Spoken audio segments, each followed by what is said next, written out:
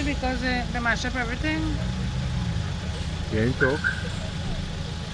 Your partner talk on behalf of. So we let our president do all the talking first. When at all time we come complaining about our issues, we like to hear that people's issues also.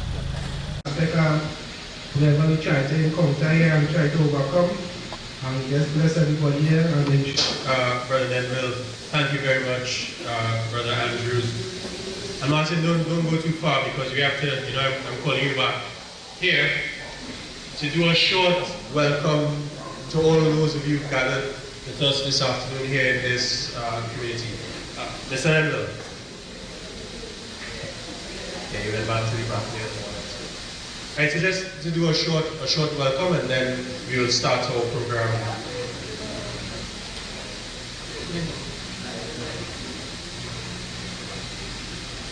Good afternoon, everybody. Good afternoon. And I, on behalf of the panel here, Mr. Vashish from Maraj, Mr. Abdullah, Mr. Vidal, and Mr. Ramesh Lawrence Maraj, welcome you to this meeting. As you all are aware, we have had some pressing situations that we have had to deal with over the years. And some of us, as we sit here, we are in the middle, while this is going on, we are in the middle of an election season. In the middle, smack in the middle. So we are asking ourselves, does anybody care? I can tell you for one, as you all will bear witness to me, Mr. Abdullah, who is sitting behind me, have had this problem that we are facing concerning the lands that we are living on. He has put it on the media. He has taken the media through every nook and cranny of Malik. And one problem keeps popping up. There are people that are living in this area, not only 20 or 30 or 40 years, over 50 or 60 years, and nobody is taking us on. Nobody is coming to say, I recognize that your grandmother and your father and your mother grew up on that piece of land. I am prepared at any time to throw you out and build up one of those little found coats that we seen across the road. I am saying we can't take that. And these people behind me have joined with you today in saying, oh, they shouldn't take that either. That's why they are here today. And in this short way that I'm speaking, I want to welcome them to Malik. With a round of applause, thank you. I want to welcome them to Malik. All one is saying about Malik and Malik and Malik, they are here today to see that we are nice people. And on behalf of this little village, I want to say again, thank you. And we hope that your cooperation with some of us, as it will endure within the next hour, that you will have utmost cooperation and patience, because some of us have come here to express our views, and we know that you will listen to us. I thank you. Associate Law, Vashish Maharaj, and political leader of Movement for Social Justice, David Abdul. My name is Akins Vidal. I'm the party organizer for the MSJ, and I will be the chair for this evening's proceedings. So why are we here? Over the last few weeks, well, months really, and weeks, we found ourselves being called to action by several communities throughout the length and breadth of Trinidad and Tobago, more particularly Trinidad. What drew us to Malik was a particularly interesting situation in that several of you all who are on the lands a little lower down, the duplexes, would have asked us to highlight in the public that situation where HDC had initially intended to give you all leases, but then reneged and was suggesting now that persons move into some smaller accommodations across the road. And what was most interesting about this development is that this plan was not developed over the last 5 years, but had in fact had its genesis from 2007, 2008. And that is a particularly important thing for us, especially as we're in this election season, where persons are going to promise and they're going to say things, but you and Malik have your own experience of both administrations having a similar policy, which is not in your interest. So we as the MSJ, with the help of some very important persons in the society, have decided to take up this challenge so that we can fight and help the community to organize itself so that this battle can only have one outcome, which is victory for the people of Mali.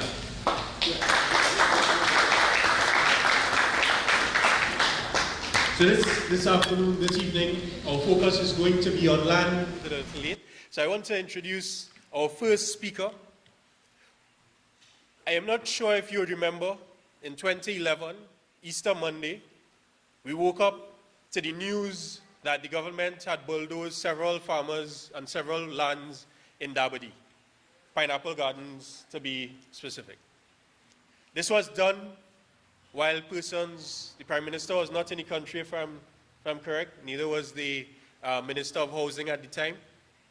And this was done under the darkness. This was done in the wee hours of the morning. Farmers who had been on lands in excess of 30 years, bulldozed crops that were ready to reap. And this from an administration, which at the time the MSJ was a part of, which had itself taken up several issues throughout the country on this question of land and bulldozing of crops and so on. In fact, some of them had stood with us when they were on the other side. And this is the challenge that we face with some of our politicians. One of the lawyers who came forward to deal with that issue is here with us this evening. And he is going to talk to us on this issue of land and land regularization. And let me just say that one of the farmers in that situation, Deo, in fact, won his case. And that really was thanks to the genius of one Vashish Maharaj. And I want to say thank you again to you for that, because it was a landmark. It was a landmark case. It was a landmark case in terms of possession and ownership of land in this country. And I suspect that it will be very important moving forward for several of the issues and cases that we have to deal with in the coming weeks and coming months. So without delaying too much longer, I want to ask you to help me welcome to the platform at this time, Vashish Maharaj. Such kind words of introduction. May I say that I was an executive member of the United National Congress. I have always been a member of the United Labour Front, and never in my wildest dreams did I ever believe that a United National Congress or a government will bulldoze farmers' lands in this country. That is why I had to stand up then, and I have to stand up now. I only want to correct one error. I didn't set the precedent. That gentleman did. I was simply following him. Error is mine, the good is his. He is the person who took the case to the Privy Council that established 30 years occupation of state land gives you a title by adverse possession. Mr. Ramesh Lawrence Maharaj has to be congratulated. May I commence by expressing my personal gratitude for being offered this platform to speak on the issue of land distribution in this country. May I also express how honored I feel to share a platform with two gentlemen who I hold in very high esteem.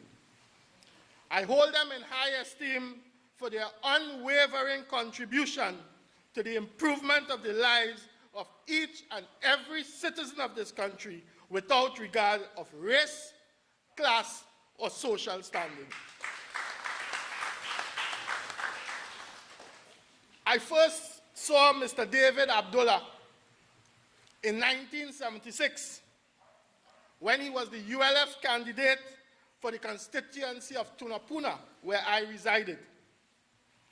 He was a champion of the slogan, "Let he who labor hold the reins." I was involved in that election as a little boy, sticking up posters on lampposts and getting licks from my mother when I come back because starch on my pants. But in those days, those were my first lessons in politics. Preach from a platform of a united labor front. I listened to the speeches then of people like David Abdullah, Joe Young, Basdev Pandey, George Weeks, Rafiq Shah. They were my tutors. The campaigns were different. We spoke to people. There weren't big hype and American people coming here to advise us. Those days, the campaign was focused on development of this country so citizens could enjoy a good life. Now, political campaigning has changed. It is now a big fet. No longer are there issues being discussed on the platforms. But may I congratulate the people who have convened this platform for convening a platform of ideas about people and development.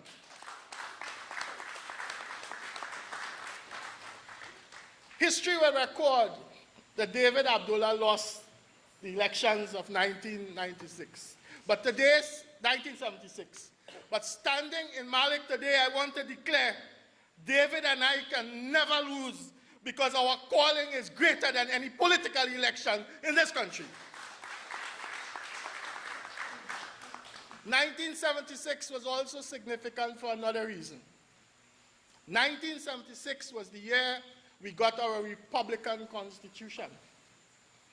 Tonight I have the privilege of sharing this platform with a second gentleman, a man who I greatly admire, not only as an attorney, but as a citizen of this country.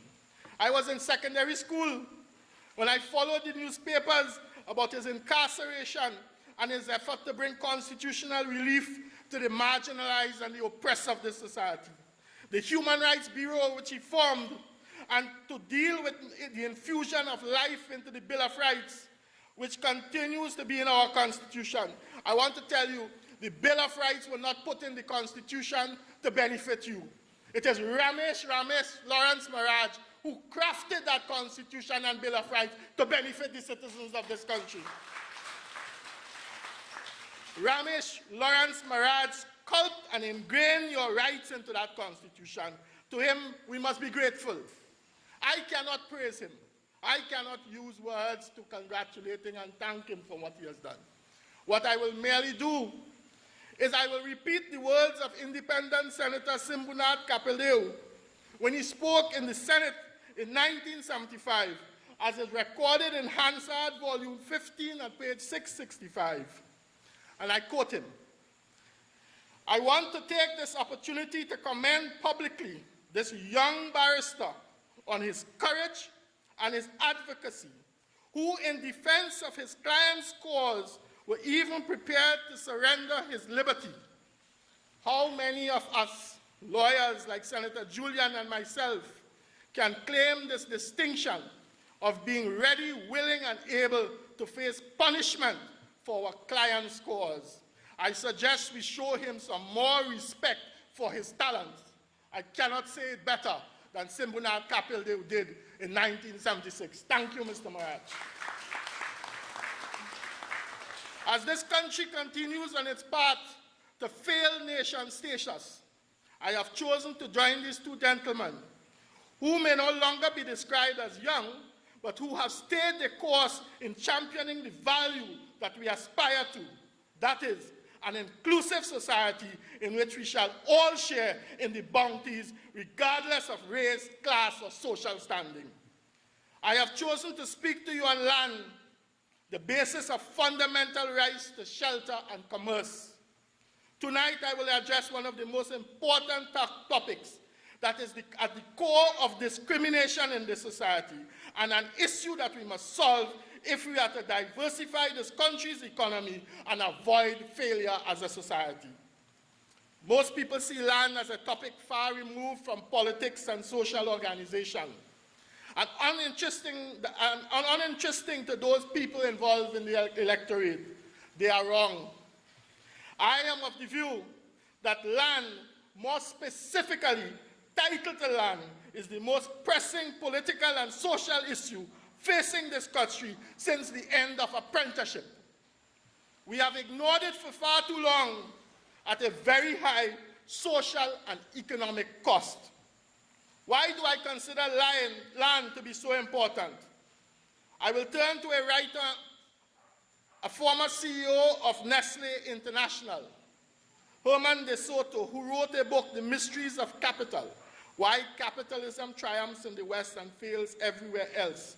And this is what he says at page 5.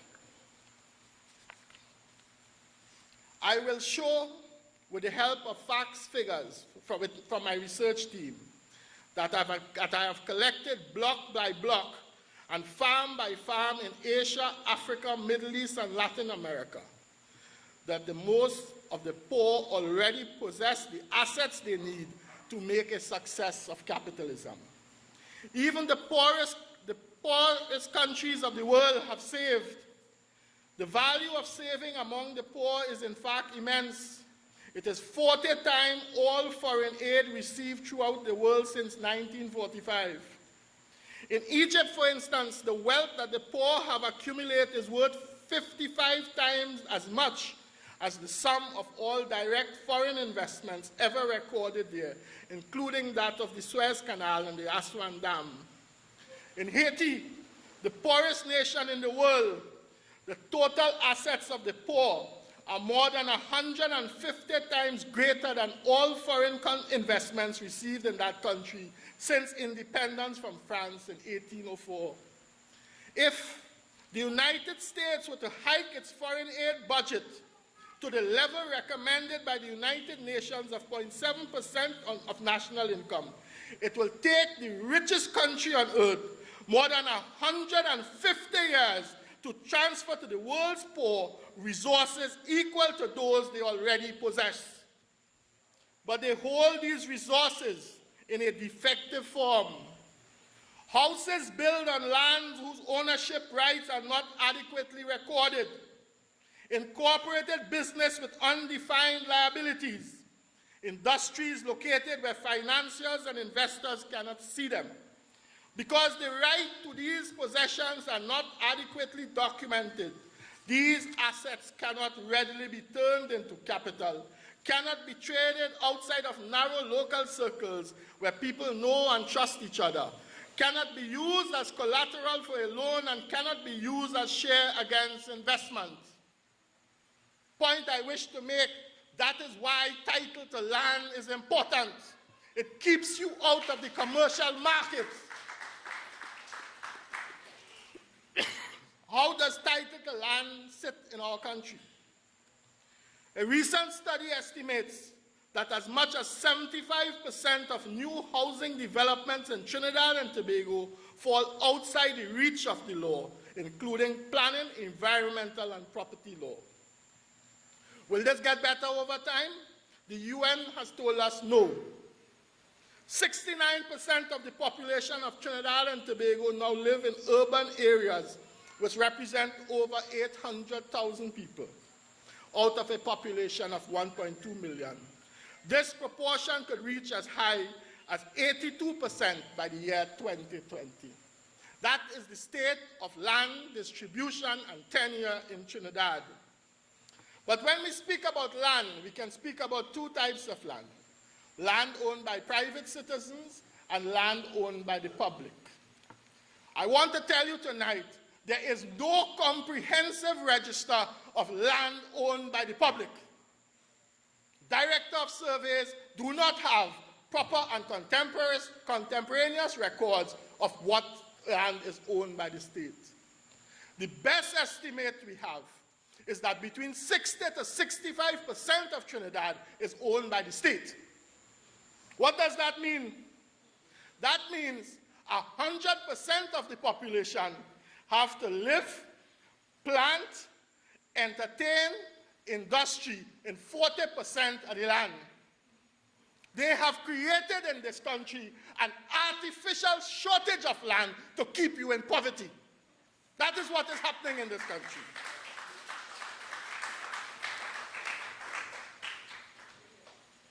Those discriminatory practice in the distribution of state land is the foundation of inequality of wealth distribution in this country, which must be reversed if there is to be social harmony and economic diversification in this country. But this issue runs deep. This issue runs deep. It did not start at independence. It did not start then. I want to take you back tonight to 1783 in Trinidad. I want you back to the cedula, the royal cedula of the Spanish government of 1783, Article 3, and I will read it to you in its entirety. To each white person shall be granted 32 acres English measure, and half the above for each Negro slave that the white person shall import with making such division of land. You understand what that means? Each white man come, he get 32 acres. Each African come, the white man get 15 more. That is the genesis of the inequality of land distribution in this country. In 1793, when Trinidad was seceded to the Spanish, Article 3 of the Cedula of Secession says all Spanish title and other white people's land shall be preserved unto them. So you understand where the 45% comes from. After the abolition of slavery in 1832 and the end of apprenticeship in 1836, British land policy in Trinidad said that the state can sell no less than 1 square mile, 640 acres. The official policy of Crown lands disposal in Trinidad was laid down in London. It was laid down to keep land out of the reach of the masses in order to maintain continuity of labor for the sugar plantation. At the end of apprenticeship, no slave could have afforded to buy 640 acres. You had to squat. After the abolition of slavery, East Dry River, Laventille, Belmont, they developed as squatting communities. They were then called shanty towns. You can call them shanty town. You can call them squatting settlement. Today we call them hotspots. There is no distinction in the names that I've given to them. There is, I will show you just now, an evolutionary trend. When people are not buying, when people do not identify with the land on which they live, they must rebel against the society that oppresses them.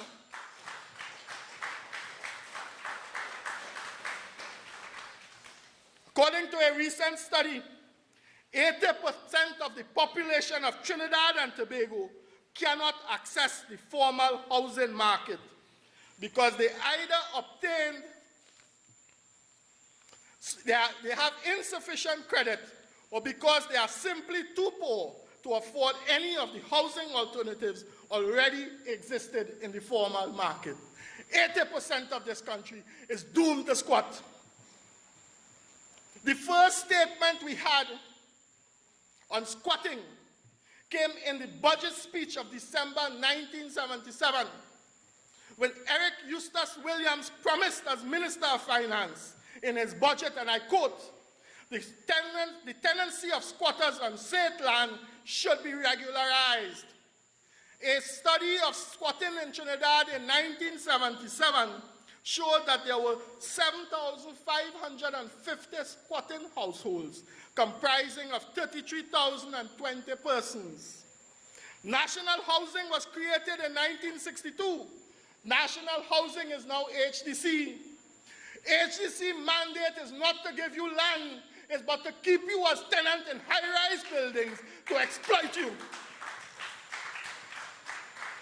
The population census of Trinidad of 1990 says that the squatting population had grown to 200,000. Approximately 15% of the population were squatters. If you look at the LSA website of 2014, it says that the squatting population is now 250,000, or 20.8% of population of the country. What is that saying? It is saying that they are happy with you squatting on state lands, because every time an election is coming around, they could drive a bulldozer in your community and tell you, vote for me or we go burn down the house. We cannot build a society where people do not have security of houses. We cannot. I want to point out one other statistic to you. I want to point out an interesting statistic. I told you Laventille, Belmont, Beetham was the first the first shanty towns in this country. I want to show you something. In the national elections of 2007, there was a voting population of 990,467. The voting turnout was 655,828, or 66.2%. In the returns for Laventille East Nova, the electoral size is 26,529. The voting turnout is 13,667, 51.9%. That is almost 10 percentage points less than the national average. In Laventille West, 25,633, voter turnout 12,065, percentage 47%. Port of Spain South, 22,037, voting population 11,600, turnout 52%. The average in those hotspots, shantytown, descendants of slaves, is more than 10% less than the national average, because they have shown a tendency to reject constitutional form of government. What happened in 2010? What happened in 2010? 2010, you had 1,040,128 voters on the electoral list. You had a national turnout of 726,801, or 69.8%. What happened in those three constituencies? The percentage in Laventille East Nova was 54.8%, Laventille West 51%, Port of Spain South 53.6%. My point to you, my brothers and sisters of Malik, the time has come again where we must revisit what happened in 1976 in this country. We must push again for a mass mobilization of citizens of this country, and we must push for constitutional reform. And when we draft this constitution this time, it must be a constitution that guarantees you a right to shelter. It must guarantee your space in the sun. It must guarantee you against oppression and destruction of your family life. Thank you very much. Thank you very much, Brother Vashish. I think a very, very, very passionate and important contribution there. Let's give him another round.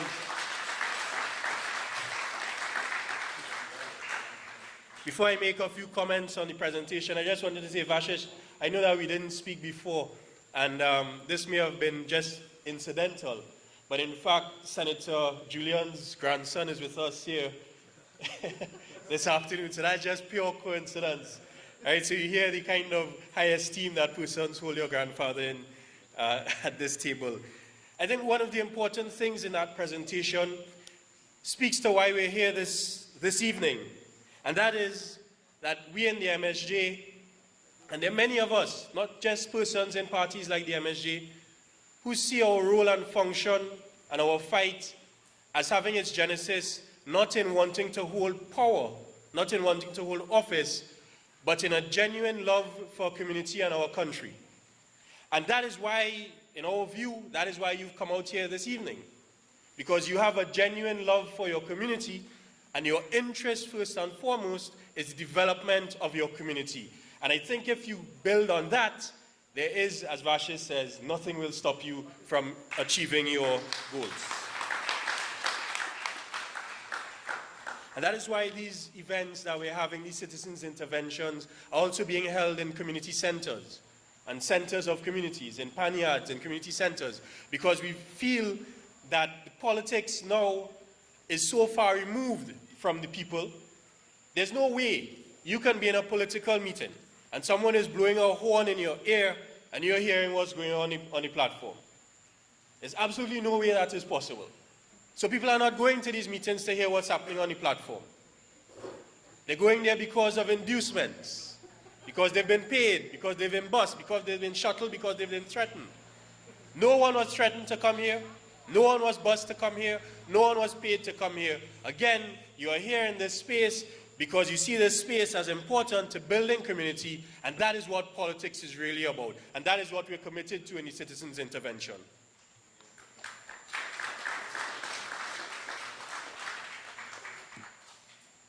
So I want to now move us forward, and I want to introduce our next speaker. And I think I might have to do a recording because this is... I mean, after Vashish's presentation, there's very little I can say about Ramesh coming forward. Okay? But very, very spirited presentation just last week in Pleasance Park.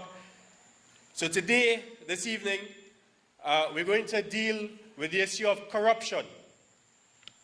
And I think that many of us are waiting with bated breath to hear what this particular former AG has to say on the issue of corruption, particularly as it relates to this administration. And of course, give a sound warning to those who seek the corridors of power. I think we can't forget to do that either. So with that, I want you to welcome to the platform now former Attorney General, Senior Counsel, Ramesh Lawrence Maharaj. Thank you very much, Brother Chairman, my brothers and sisters of Malik, members of the media. I am very happy to be on this platform tonight, and I would like to thank everyone for coming out, but I would like to say too that I am here in my capacity as the founder of Democracy Watch, which is a non-governmental organization which has decided to partner with David Abdullah and the MSJ to go throughout the country to make people more informed of what is happening in Trinidad and Tobago, how the politics affect them, principles of good governance. And tonight I'm very happy to share the platform with my colleague, Mr. Vashish Maharaj, who have said so many nice things about me. I am flattered, but I must thank him very much. I must thank him very much. And Mr. Vashish Maharaj is one who has not only practiced law as a traditional lawyer, he has been very involved in the community, assisting people in enjoying their rights that they have to enjoy in Trinidad and Tobago. I am given a few minutes to make a contribution, and corruption is a very big topic. But before I do so, I want you to understand what is happening in Trinidad and Tobago and why we are here. We are in an election season, and I do not think people recognize in Trinidad and Tobago that the power they have at an election time. As a matter of fact, some of the problems we are hearing about and we are experiencing it, we have the power in our hands at this time, now in Trinidad and Tobago, to change that. According to the pollsters in Trinidad and Tobago, most of the electorate in Trinidad and Tobago, if they decide as a coalition of the people to form a government other than from the UNC and the PNM, the coalition of the people would win. That gives you an idea of the power you have in your hand. So when you go in a community and people say, well, we don't like the UNC, we don't like the PNM, but we have anybody else to vote for because MSJ is a new party, that cannot be true. Because if you want the MSJ to become a strong party, you, the people, can make it a strong party. Now, the time in Trinidad and Tobago has come when you have to be very careful if you are fooled easily. Our problem in 2010 was that the people of Trinidad and Tobago did not vote with their brain, they vote with emotions. They got fooled. Having got fooled, this country has suffered and will suffer tremendously. Now, you may find that coming strange from me. As a matter of fact, I have been a member of the United National Congress, and I'm still a member. But I want to tell you tonight, what happened in Trinidad and Tobago in the last 5 years is not what I know UNC stands for. I assisted in drafting the constitution of the UNC. The UNC does not stand for in its constitution for dishonesty in governance. It doesn't stand for thieving the people money. It doesn't stand for discrimination. It doesn't stand for nepotism. It does not stand for betray what the policy is. As Mr. Vashish Maharaj told you tonight, the UNC policy is never to bulldoze farmers, our homes, never to evict people from their homes, never to demolish their homes. As a matter of fact, in the UNC, while I was the Attorney General, the Land Settlement Agency was created in order to identify land for people. I was the Attorney General in the UNC government when we had the Certificate of Comfort introduced in Trinidad and Tobago. And that law was supposed to give people a certificate of comfort in order for the Land Settlement Agency to identify land for people to get a house to live in. Because it is recognized that without the right to shelter, you cannot have an enjoyment of human and fundamental rights in Trinidad and Tobago. So if that law was carried out from the time it was passed, we would have been able to have the right of shelter given to a lot of people who do not have secured shelter in Trinidad and Tobago.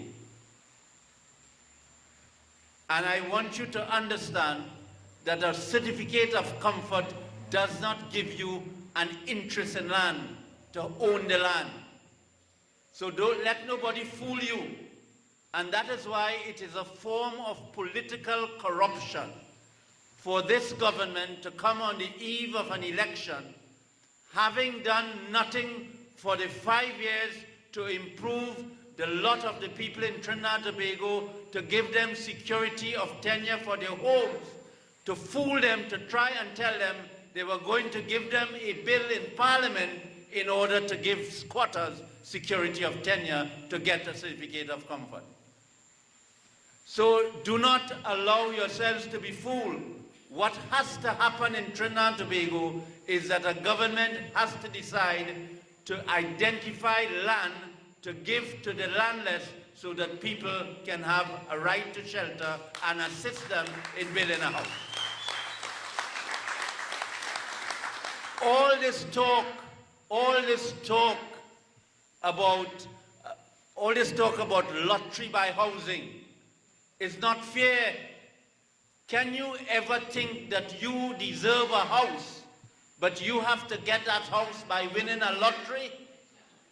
That is a disregard to the humanity of people, to the dignity of people.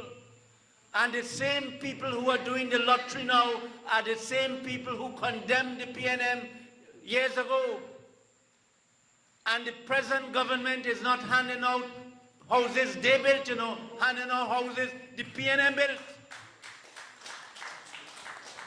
So it is a form of political corruption for the Prime Minister to go through the country to try and fool this population, to make them believe that this government did anything about housing and the right to shelter in Trinidad and Tobago. As a matter of fact, when my friend here talks about all this horn at these meetings, blowing this horn at the partnership meeting, I tell them just now, they know they horn the people of Trinidad and Tobago. It's horn right, left, and center the people of Trinidad and Tobago got. My brothers and sisters, what are we seeing? I think that Kamla Persad-Bissessar believes that the people in Trinidad and Tobago are stupid.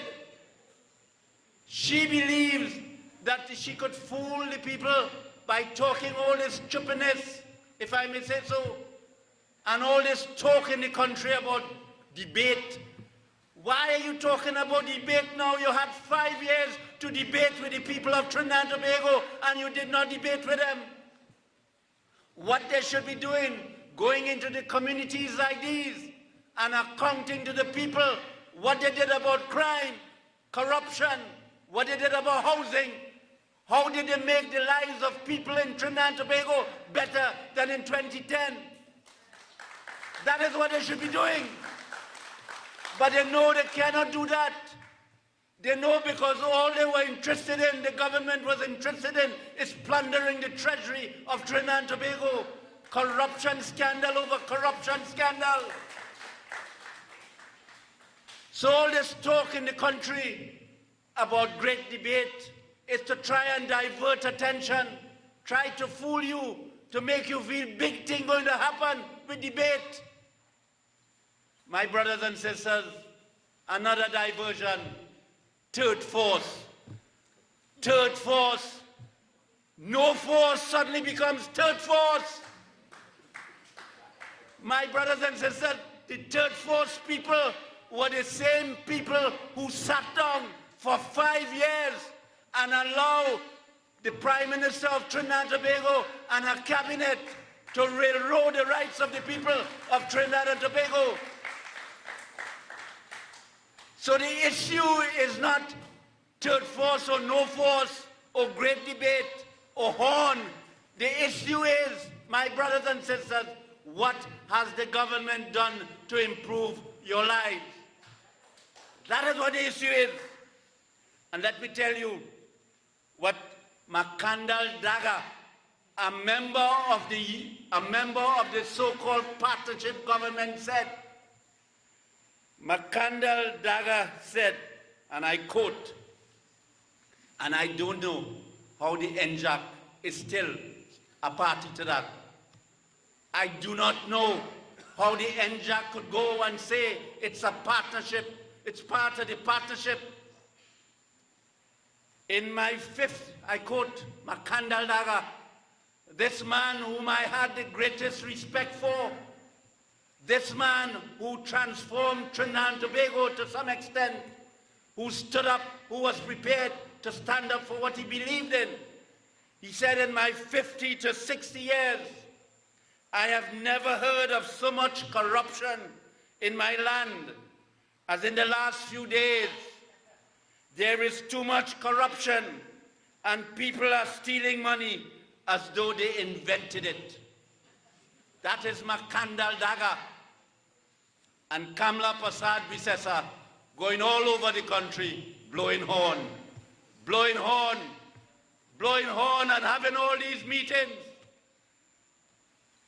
She thinks the people of Trinidad and Tobago forget that all they would remember her for is putting on a Santa Claus outfit and going to distribute toys.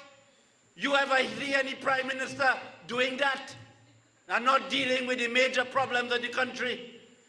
My brothers and sisters, let me talk a little bit about the corruption, right? Otherwise, the chairman might say that I'm not dealing with the relevant matters. But let me tell you, let me remind you what the partnership told you in 2010. And before I do that, I want to pay tribute tonight to David Abdullah for standing up and taking a decision not to be part and parcel of the partnership.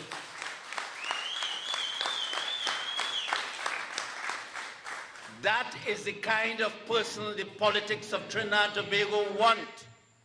That is real new politics. The man who founded new politics, he said, Winston Dukaran, stayed there, remained to keep a job, and would not stand up for the people of Trinidad and Tobago. All of them, if the people of Trinidad and Tobago have guts, which I think they should have, none of them in the partnership government should get a vote in Trinidad and Tobago. Every one of them should be rejected. If the people of Trinidad and Tobago really want to show what kind of society this must be, this society must be a society in which we are not going to condone corruption, in which we are not going to condone you sticking there, you standing there and being part of it, aiding and abetting the bad governance in the country, and coming out hypocritically and playing that you are statesmen and stateswomen. They should take a decision, the people should take a decision. No more, no more, no more. Not a vote for them, my brothers and sisters. That is what this country needs. It needs a revolution of the mind, a revolution of action. We have to stand up. We have to stand up.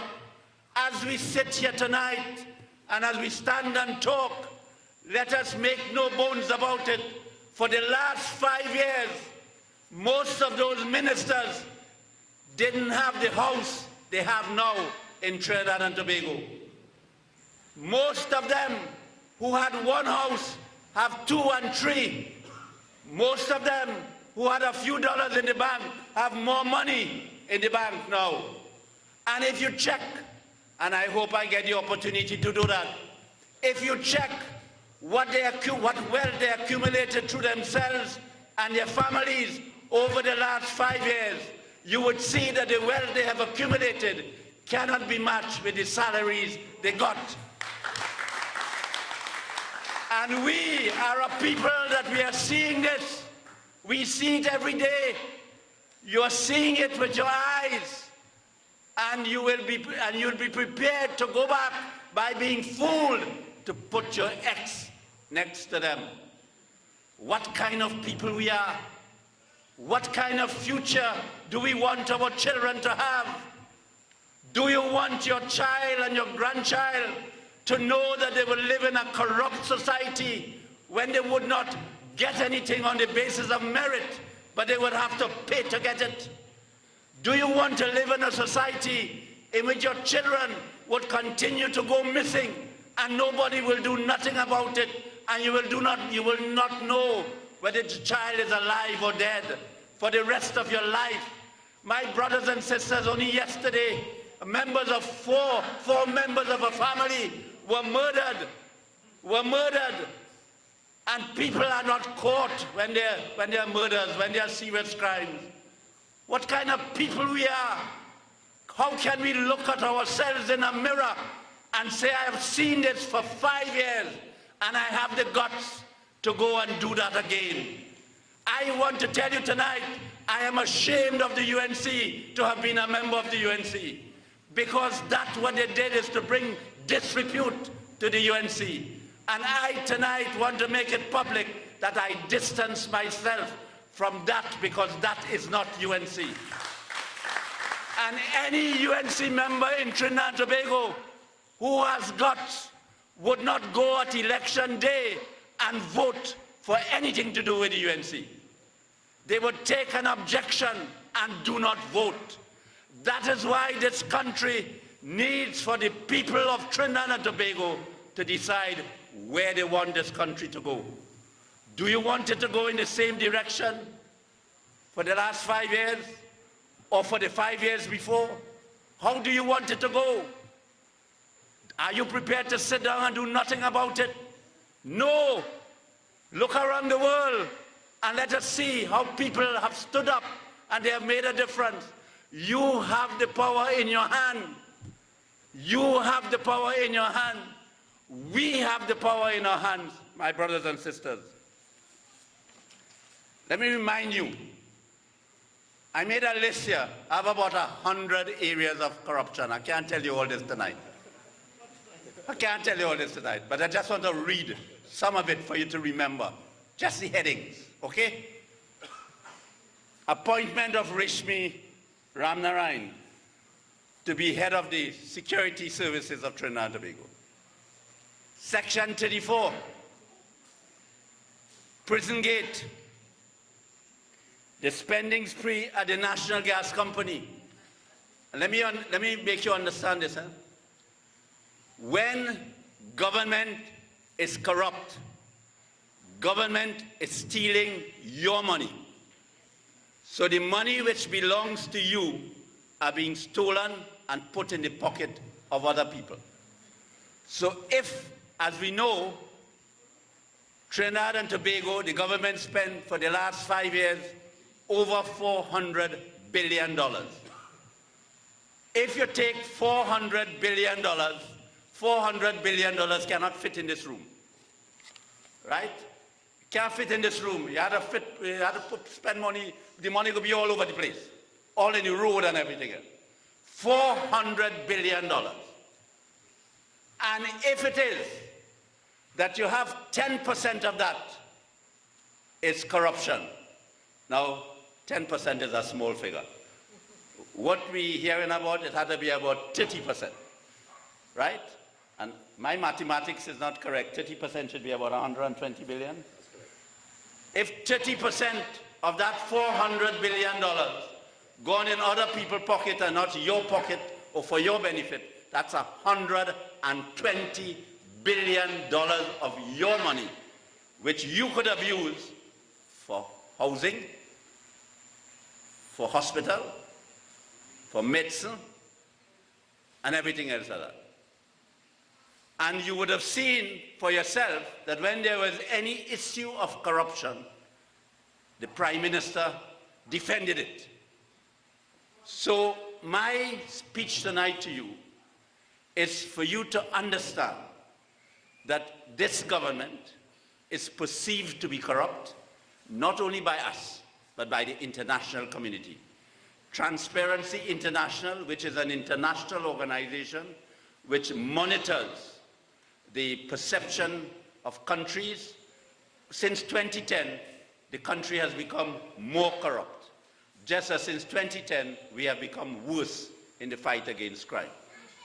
So, you have to understand that what is happening is that your monies are being stolen, there is not good governance, and your life is being directly affected. I want to leave you with one thing tonight. I was coming up in the car, and I said, Ramesh, you fight all these years, you do all these things. Why I am coming tonight to this community to talk to you? And you know what I said? I said that as a citizen of Trinidad and Tobago, I cannot sit idly by. I am no longer in electoral politics. I am not going to ask anybody to vote for me. I am not going up as any MP. But I believe that I have a duty as a citizen when I see that my country is on the verge of a political precipice. And I want to tell you something tonight, and I want you to remember what I am telling you. Because after the election, depending on what happens in Trinidad and Tobago, I want you to remember it. And I want you to take what I am telling you and take it very seriously.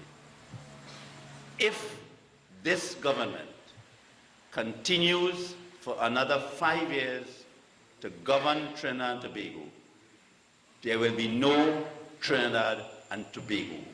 There will be physically Trinidad and Tobago.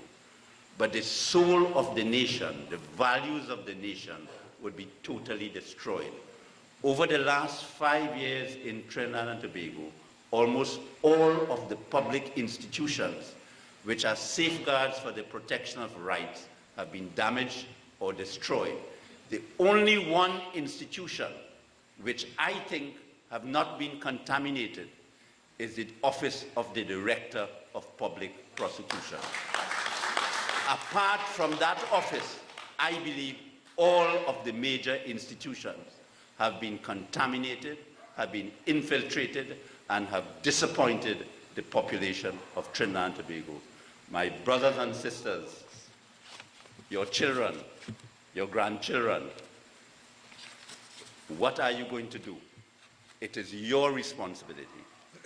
It is your responsibility to safeguard their future. Thank you, and may God bless you. Senior Counsel said, a revolution of the mind. We're trying to transform this country through ideas. So I want to bring to the platform to address you, the political leader of the Movement for Social Justice. Could you help me in welcoming David Abdullah?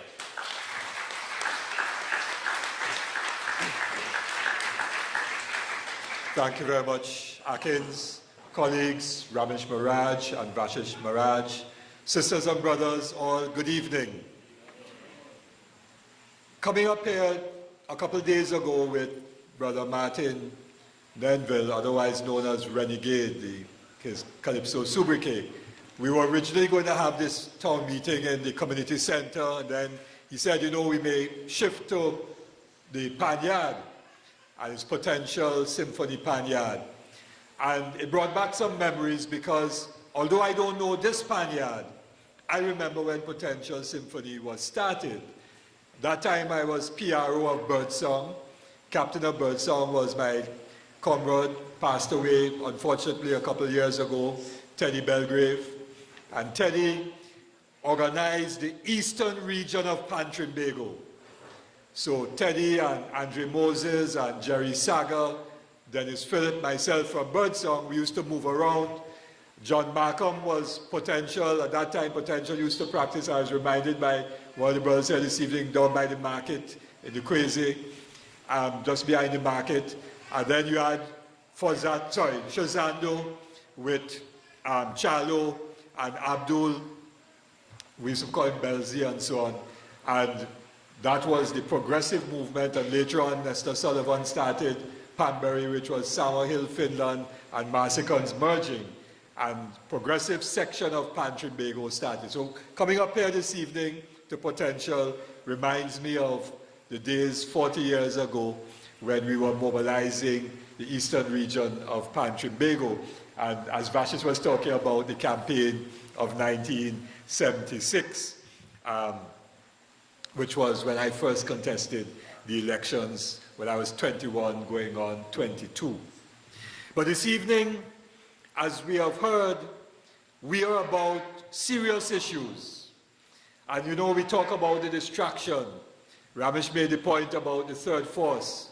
Well, the third force was neither a force nor were they a movement. And they last as long as a snow cone on a boiling, hot, sunny day out in the sun. That's as long as the third force lasted for. So that's, forget them, forget them. And when we look at what we hear on the platform, none of the issues that have been spoken about here tonight are being discussed by either of the main parties or by anybody else. So you know why? Because we are about, as Ramesh said, a revolution of the mind.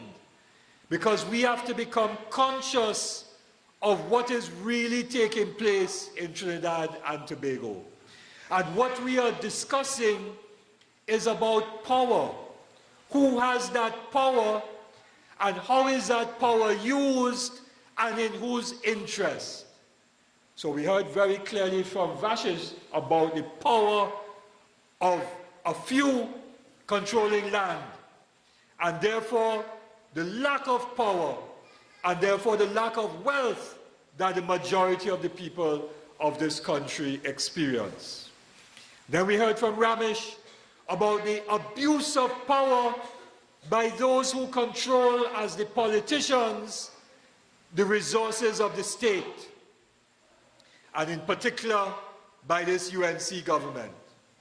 And I remember when McCandle Dagger made that statement, because he made the statement at the founding Congress of the MSJ in Palms Club in May of 2011.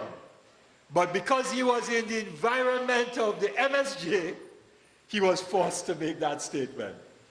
But when 1 year later, the last meeting of party leaders that I attended, Diplomatic Center, and I said to the Prime Minister, corruption will bring down this government, and she said, David, corruption at cabinet or state boards? I said, Prime Minister, both. Dagger didn't say a word. Ashwat Jacks agreed with me. Prakash Ramadan agreed, but did nothing about it because he wanted to be part of that whole thing. Jack Warner agreed with me. And Kamla herself agreed with me. And then she said, I can't do anything about it. I won't do anything about it. So if she said that she could not do anything and would not do anything about the corruption, the question has to be why? My answer is what Lloyd Best would have said, that you can't have 40 thieves without Alibaba. And that is why nothing is being done about the corruption, because a fish don't rotten from the tail, rotten from the head. So when people are in government who abuse their office, who use public office for private gain, then what we have is a situation where we as citizens spend 5 minutes in a polling booth once every 5 years, put our finger in the ink, mark our X on the ballot paper, and then give power to someone else, and then they use that power against those of us who put them in office. And I remember Dagger too, April 21st, 2010, when we signed the Faizabad Accord, he said another sensible thing. Those are the only two sensible things he said in the last 5 years. He said, ask the crowd to repeat after him, we are the power. What he was trying to say is that we, the people, are the power. Kamla then had some meetings in the Diplomatic Center and so on, and she got those of us in the Diplomatic Center to say, we are the power. And what she was doing was turning it upside down, to say that the people who held office, be they chairman of a board, minister, MP and so on, that they have the power, when really and truly it is supposed to be the people who have the power. And one of the things that the MSJ is talking about is that we have to change the relations of power in Trinidad and Tobago. That's what Vashis was saying. Change the relations of power, because if people had land and shelter, then people would have the power to be able to develop themselves and so on. And I want to refer to one of the clauses in the preamble to the Constitution. And I know it almost by heart, so I'm paraphrasing it, but almost by heart. It says, we the people of Trinidad and Tobago believe and affirm our belief in the principles of social justice. That is in the preamble, you know. Affirm our belief in the principles of social justice. And therefore, the material resources of the society should subserve the common good. The resources of the society should serve the common good. But what is happening is that the resources of the society serving the good of a few, and the interests of the majority are not benefiting.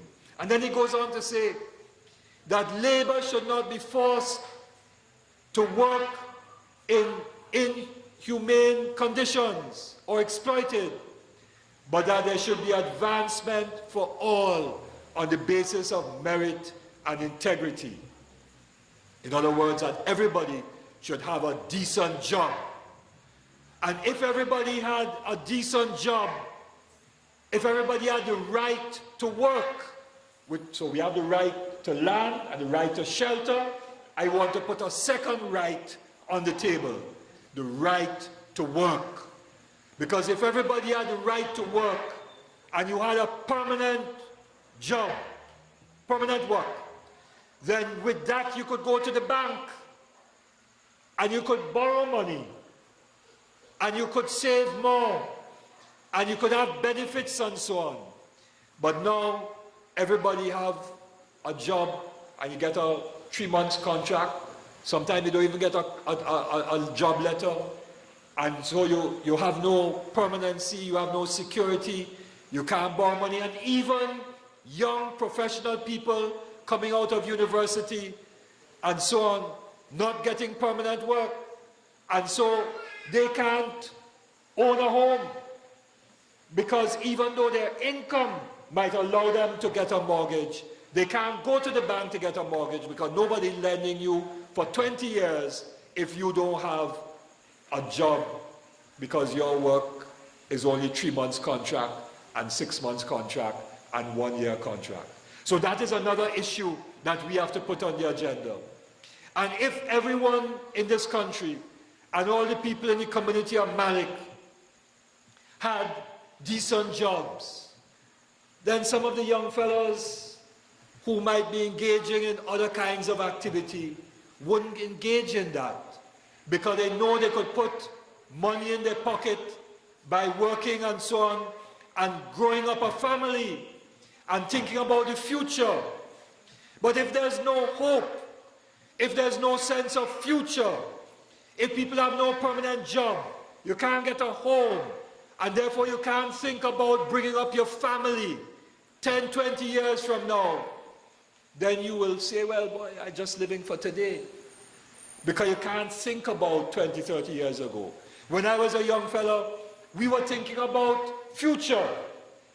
We were thinking about change. We had a sense of hope. But in Trinidad and Tobago today, there is no hope. People have no sense of hope. And that is because we have leadership that has no vision except the thief. So it's not a matter of government working for you, it's government thieving from you. That's what's going on in Trinidad and Tobago today. And so, here what they do, they keep us dependent. So we have an economic system. Instead of people having a permanent job to go to, we end up now fighting for the crumbs. So, URP and CPEP, are we fighting to get a CPEP work or URP a 10 days? And you getting the crumbs, you know.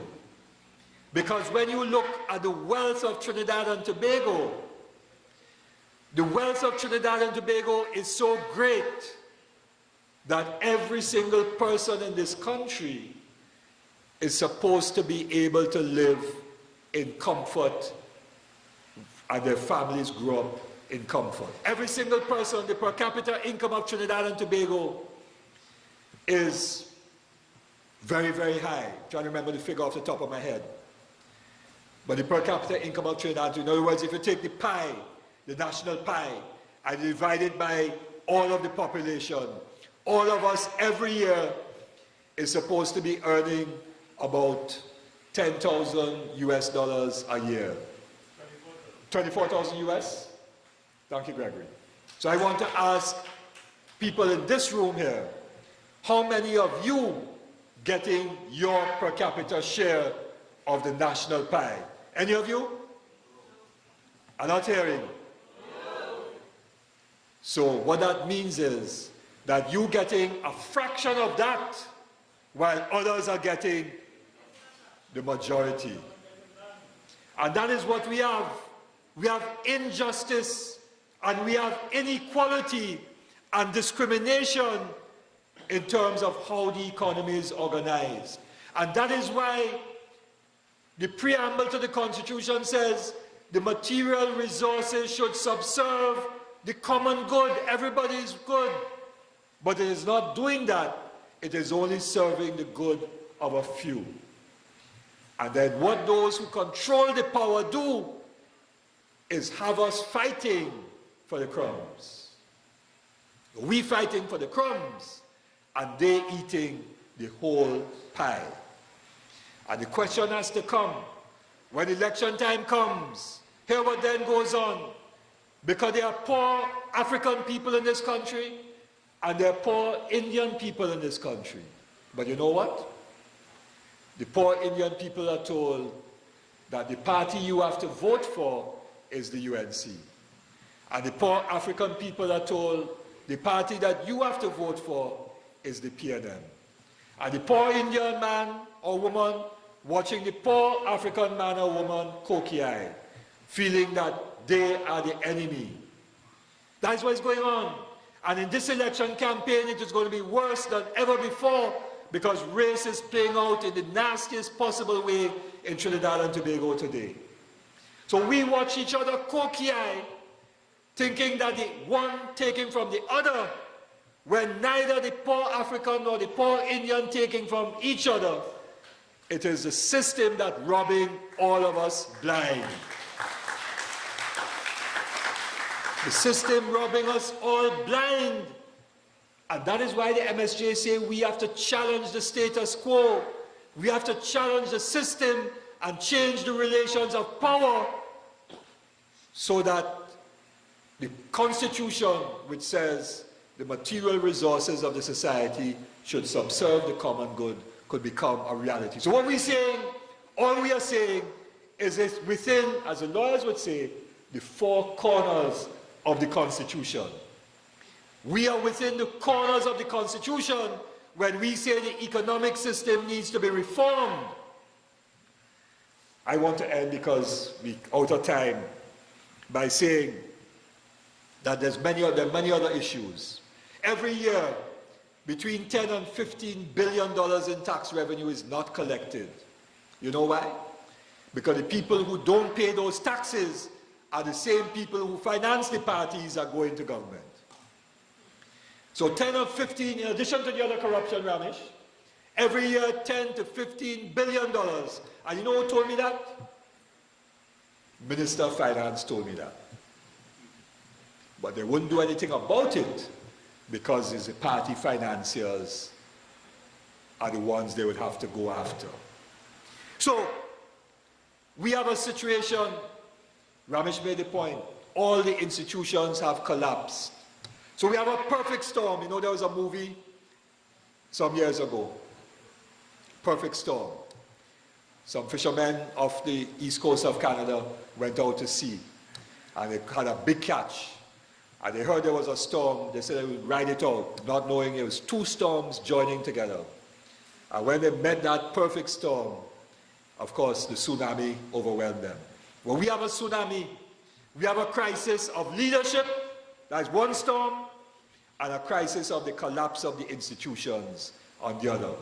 And when you have institutions collapse and leadership that is corrupt, with no vision, no policies, no interest, no caring about the people of the country, we have a perfect storm.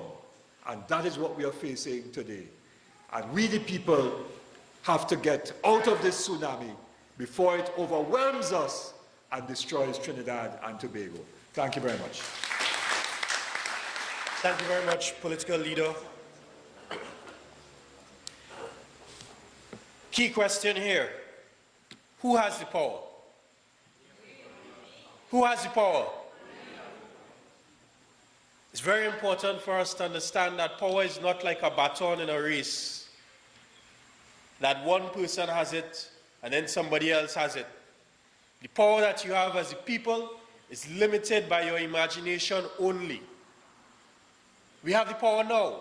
It's a question of whether we are prepared to exercise it or not. And at different points in time, we have allowed persons to tell us that we have none. And what is worse is that on many occasions we have believed them.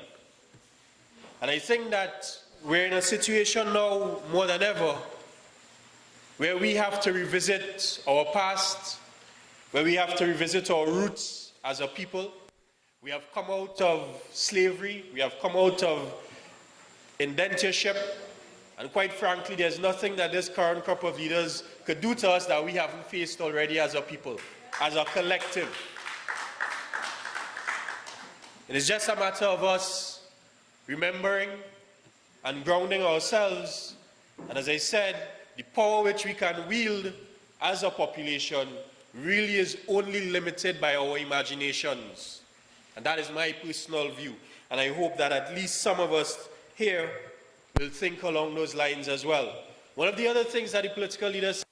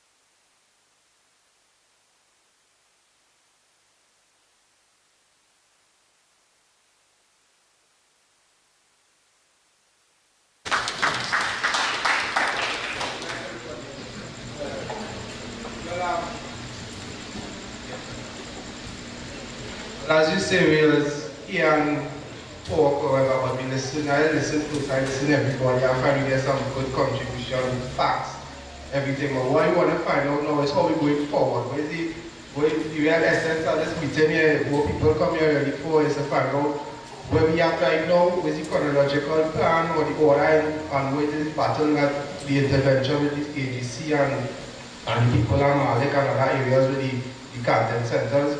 How it is going forward. Where we are right now, a lot of people don't know, and how we going forward legally with acquiring this property right now.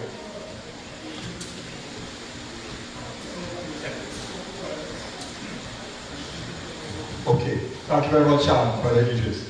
All right, for the benefit of brothers Ramesh and Vashish, Ramesh was here a number of years ago. In fact, I remember Martin saying that he had come up here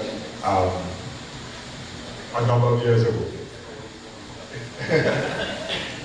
I just want to brief them on the facts. Yes, persons were relocated from Old St. Joseph Road to this community, supposedly on a temporary basis, because the government was then building the HEC apartments and so on Old St. Joseph Road in Port Spain.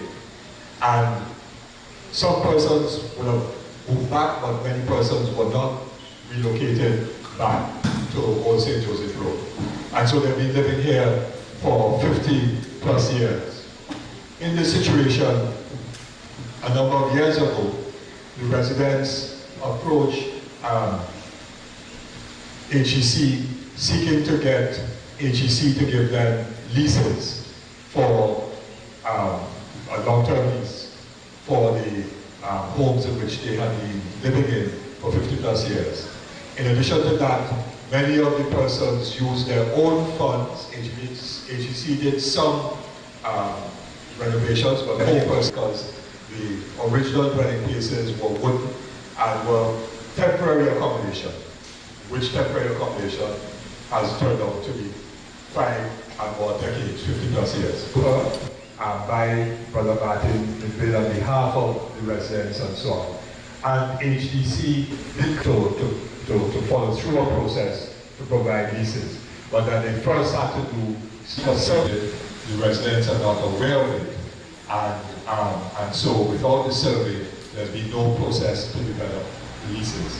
And the residents are getting very concerned because some in fact were relocated way back in 2006 was it, or thereabouts, to make way for a new apartment block, 4 apartment blocks that will be built just opposite where the other residents are.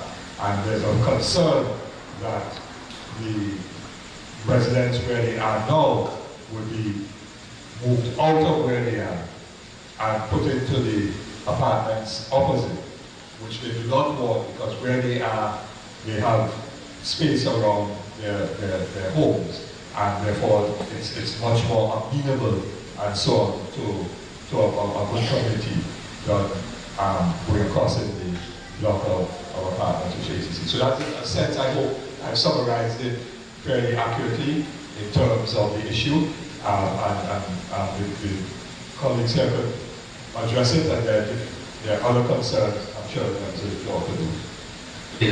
I came up here years ago, I think it's around 2009, but I must correct something. I did not come with Kamla. As a matter of fact, I think there was a group of Malik residents, and then there was a competing group, and I think they came up, and as a result of that, the whole thing did not proceed.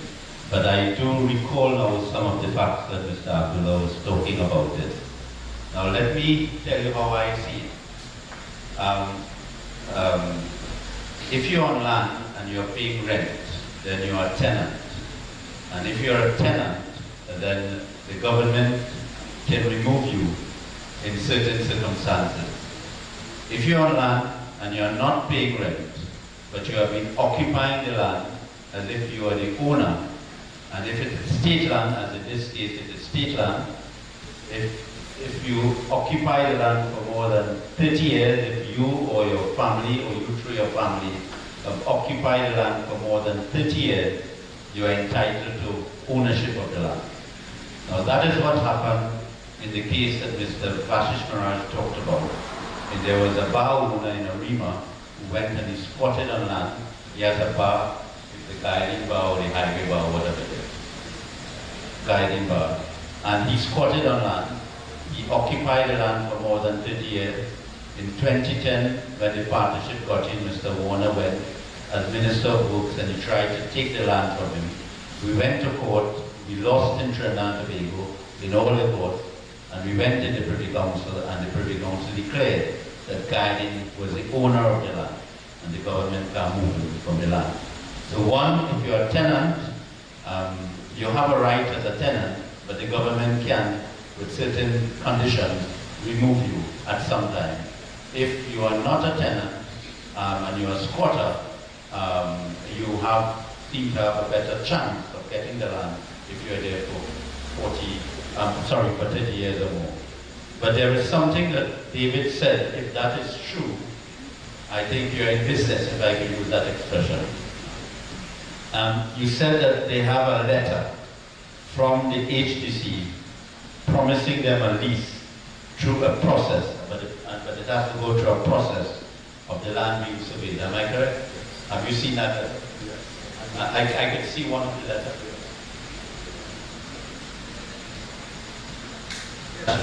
If you remember the red band, they were asked to move from one taxi stand to go to Citygate on the basis that if they moved, they would be able to manage Citygate and they would have their own taxi stand in Citygate.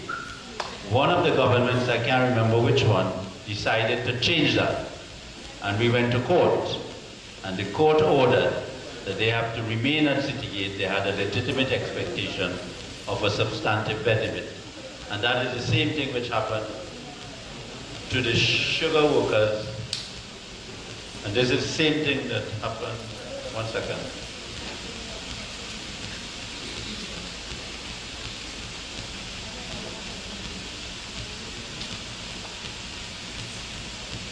You see what she said to me?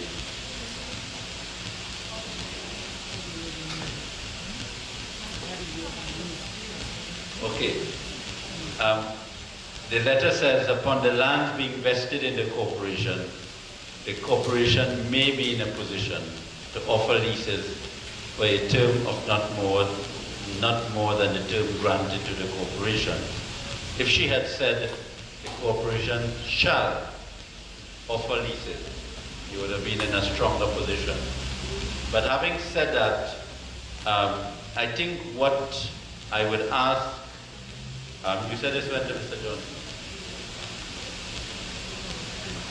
I think what has to happen here, well, can you tell me, in the discussions you had, did they tell you that you will get a lease?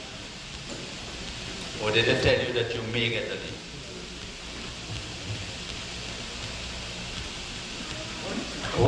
What I can say is that Ms. Jolene John even came and she visited this area and she realized that, well, Mr. Abdullah slipped up a little bit where he failed to mention, now he's our comrade, I don't want to bring him down. The fact that remains that when the people took possession of these houses, which was in the 1950s, the houses were made out of wood, chip wood. It was supposed to be a temporary structure, according to what Mr. Abdullah said. But because of the HDC owing hardwares over the years, nobody wanted to repair these buildings and they had nowhere to put the people. So a lot of people got letters saying, go ahead and repair. Some of them got it by word of mouth. A lot of people retired and they built over the entire house. So today, out of over 48 units, there may be just about 2 that remains the old structure, although it was poorly maintained. So when she accepted that, she said, now that I've seen what is exactly going on, we will have no hesitation. But what she said, upon now, she came and she visited us last year with one Miss Salandi, who was a chief legal officer. What she asked them, she said, even when I leave here, tell them don't continue any further construction. But I will, during the course of time, take into consideration the hundreds of thousands of dollars that you all have spent to maintain your property. And I believe that is why she forwarded that letter a short while after her first visit, because she took into consideration it was not just being rented. The fact remains people spent hundreds of thousands of dollars to maintain their property, and it is no longer that broken down house that they put that was temporary. Well, let me, my duty to you tonight on this issue is to tell you what the principles of law are. Thank you. Because I don't want to fool you. Yes. So that the people will understand what kind of evidence they have to get. Yes. Okay.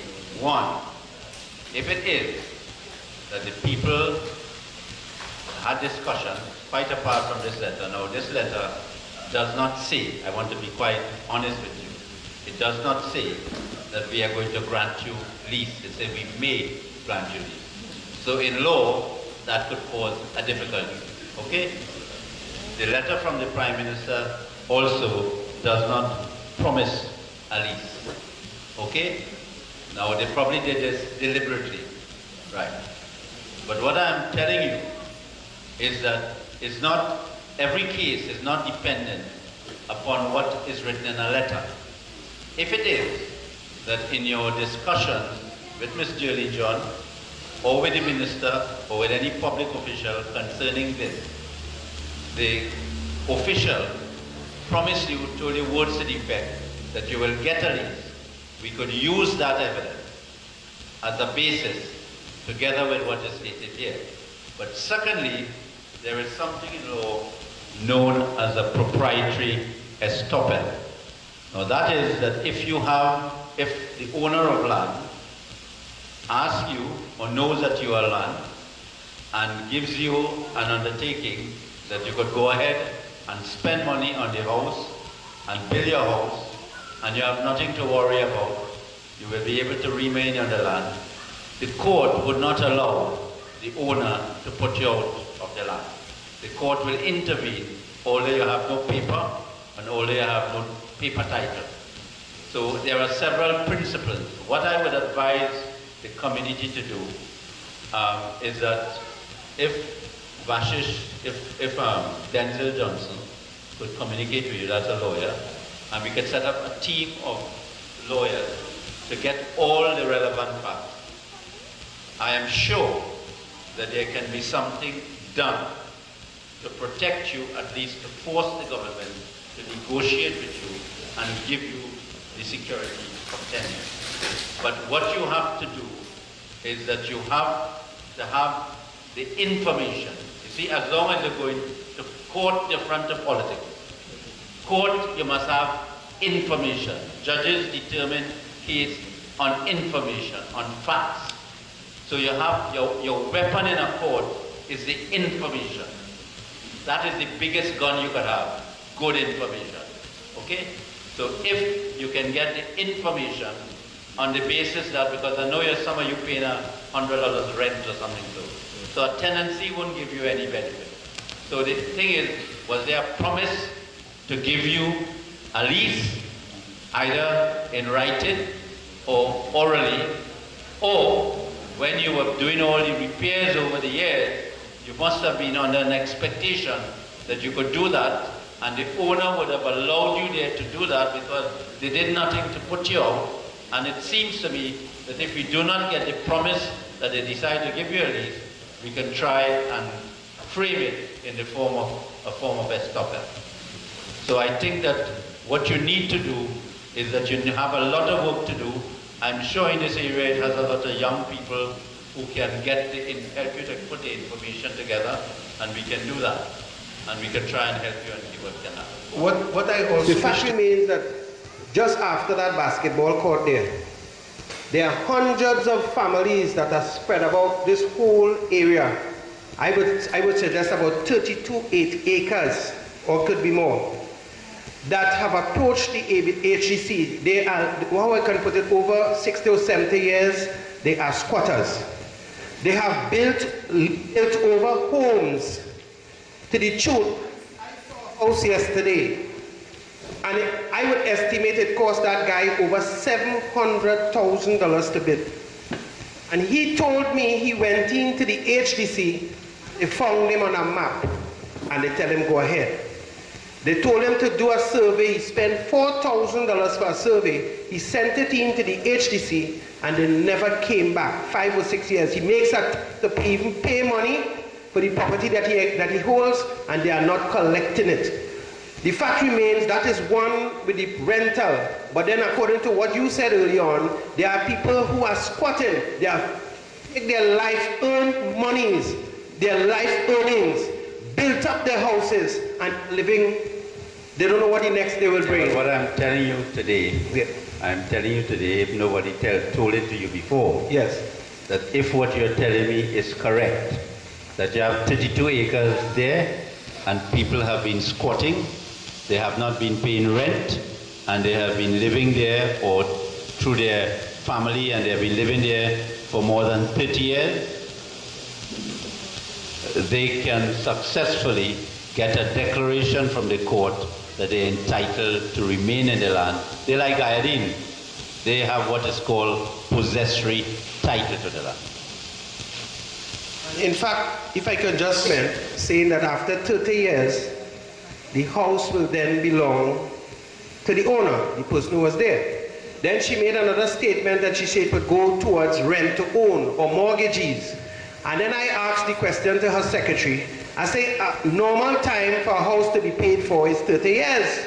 So after 30 years, you go pay $100 for your house, you don't pay for it already? My brother, what you're worrying about, what she say for? Yeah. Otherwise, they will continue to worry. Yes.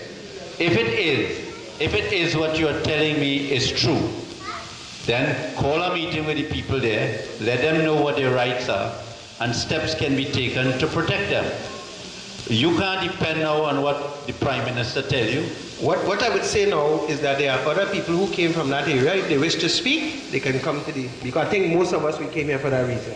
I will leave the mic and let them come up and address. Can I ask you a couple of questions? If 50 years ago, HDC didn't exist. It was NHA. Right. Are you sure that NHA owns the land upon which these houses, HDC owns? Well, I took it upon myself, and I went to the Lands and Surveys Department. I've been going and coming there for over 5 years now. Since in the prestige days of Mr. Punilal, then there was Mr. Fletcher, and I understand now there's Mr. Abdul. I spoke to one, Mr. Ramnarayan. I spoke to our next one, they call Johnson, who is working there now. Okay. And I wanted to find out that same question that you are asking now. Who is the owner of these lands that we are occupying? The Lands and Surveys Department is saying that HTC approached them years ago to put on temporary structures. That is the ones down there, the 48 units. They say they suggested to the HTC, since the residents have approached them for possession of the land. Okay, let me tell you why I'm focusing here like that, right? Yeah. Yeah. If it is a private company owns the land, the time period is different, all right? You remember the gentleman spoke about the case with Pineapple Smith lands, right? Yes. What happened when we went to court is we suddenly discovered that HTC had no legal right to enter the lands to bulldoze it. So that is how the case collapsed. Okay? So I just wanted to know if you had any, why you keep saying for sure that HTC owns the land. Because one, HTC could not have existed when they were initially put in occupation. And there would have been an exchange because whoever had the title to the parcel of land that they were removed from were putting them into occupation, not necessarily of their land, may well be state lands. All right, we can't complete this discussion now. We have to do a factual investigation into everything so we can be sure what is what, and then Mr. Maraj will be able to give a proper opinion as to what is the way forward. But I think we should, because I want the word to go around, that if it is that the government or the government agency, the state, does not own the land, you have an easier hurdle to cross. It's no longer 30 years, it is 16 years. If the state owns the land, you have to prove 30 years. But I want you to understand there's a lot of misconception in a lot of people's mind. They cannot believe that if they are squatters and they're on the land for 16 years or 30 years, they could ever own the land, because there's a disbelief in their own mind. But the laws of Trinidad and Tobago has been passed. It's a statute. It's passed in the parliament years ago, the statute, because it recognized that if you are on land and an owner of land does not do anything for 16 years or 30 years to assert their rights of ownership, you have just the same right as the owner. So try and believe what I'm telling you and go and spread the message and let the people get all their evidence. And if you're on the land and you went and you get electricity, that will help you. If you get water, that will help you. You know why it will help you? Because the government agency has given you water. The government agency has given you electricity. So, if it is, because I think you told me about 800 people affected? Yes, it's a whole... Right. So, form a committee and get all the information, and we could try and, we could try and see how we could help you. Okay, I'll leave it to anybody else. To the panel as well. I'm actually not from the area, I'm from Maruka.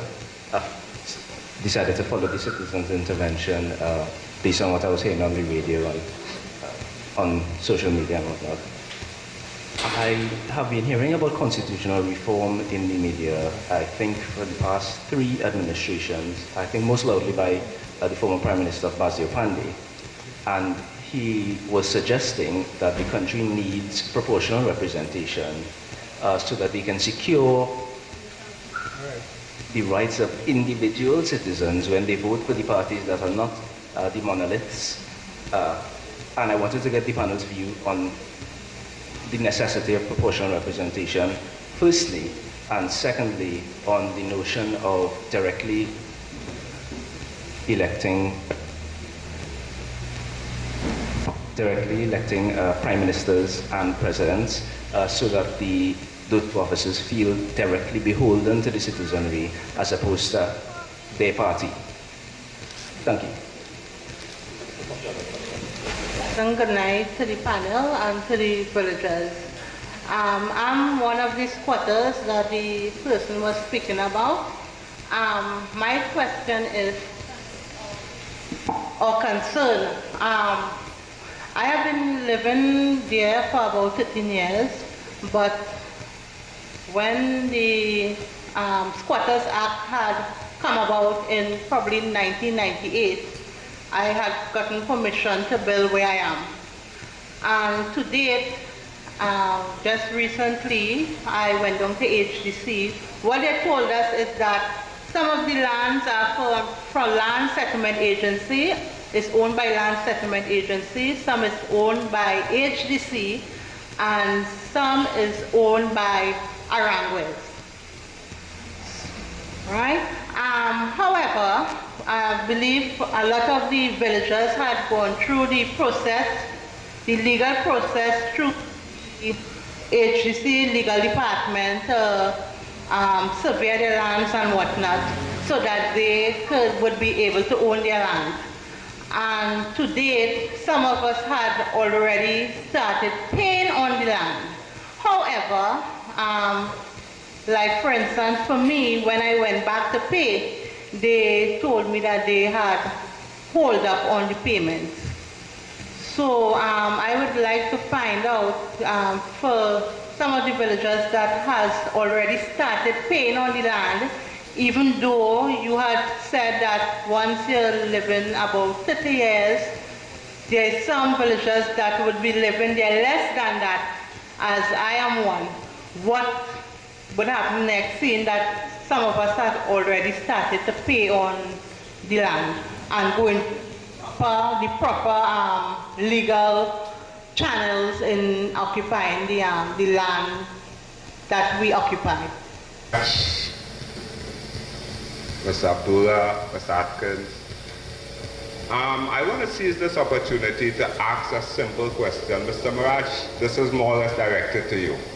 Based on your contribution for the night on the corruption, seeing that I have two well-established attorneys here, I want to ask a question. How could all this corruption be taking place and no one is doing any perception of corruption, make me correct myself, be taking place and no one, no authority, no police, nothing, nobody seems to be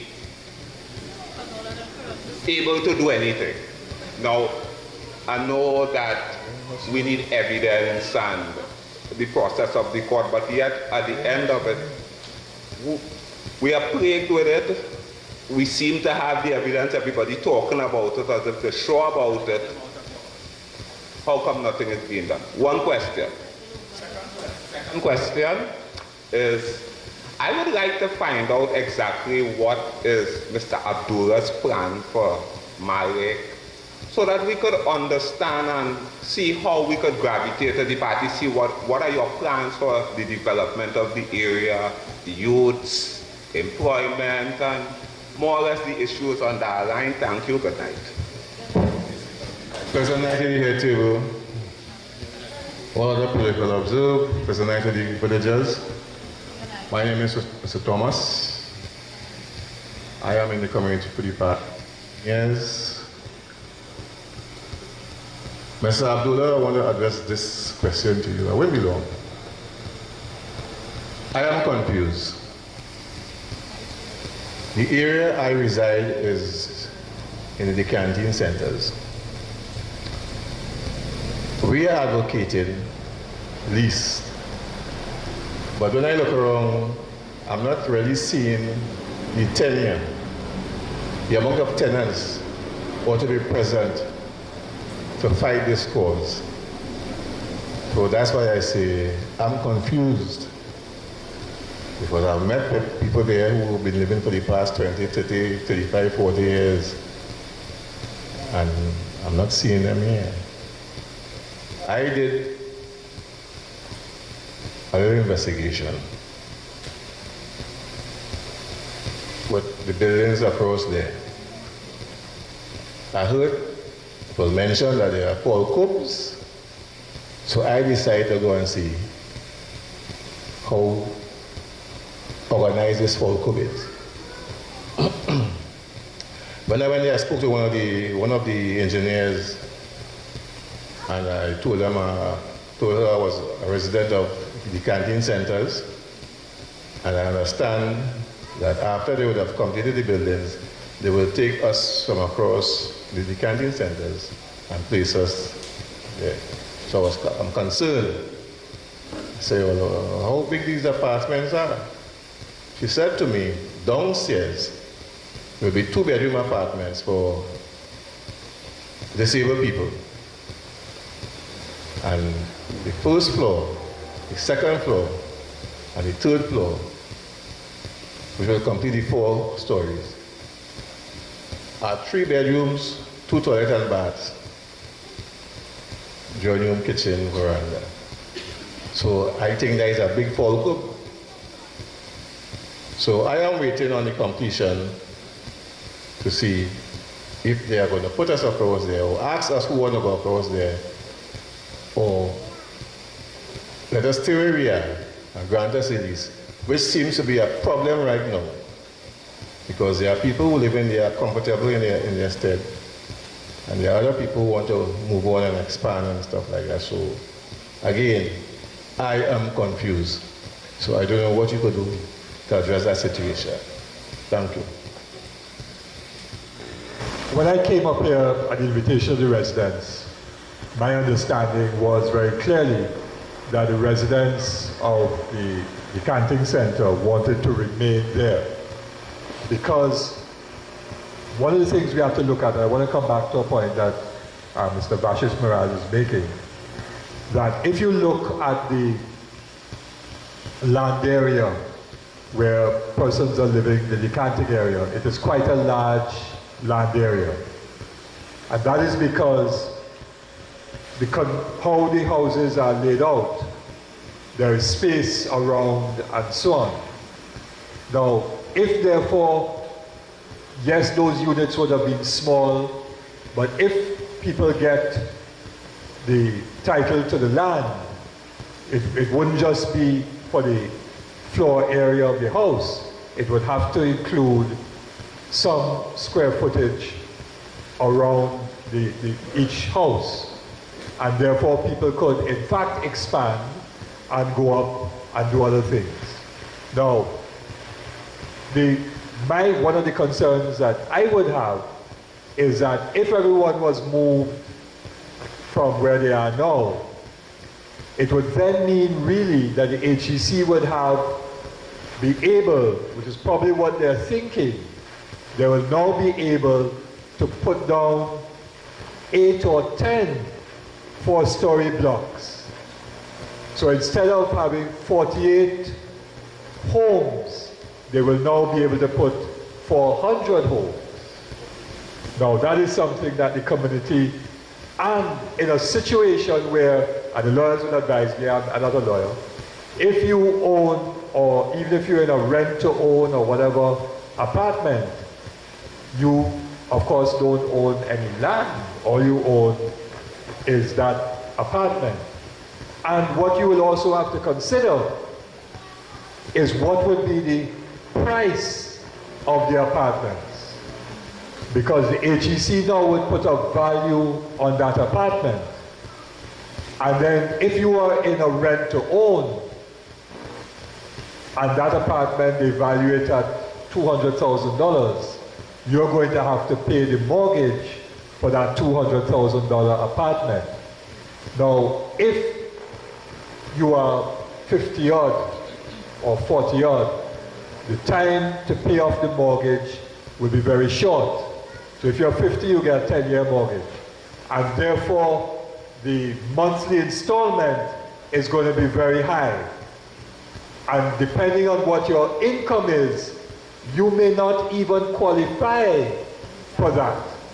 Because in the rent-to-own, and we took up this issue down in Edinburgh, in the rent-to-own and the license-to-occupy arrangement with the HDC, they will say in those agreements that at any time the HEC could require you, as they're requiring people to do now, to go to TTMF or Republic Bank and get a mortgage loan to pay them off. But when people went to get the mortgage loan, they did not qualify for the mortgage loan based upon their income, and therefore they would not have security of that apartment. So you have to look not just at the size of the apartment compared to the size of what you may have in the decanting center.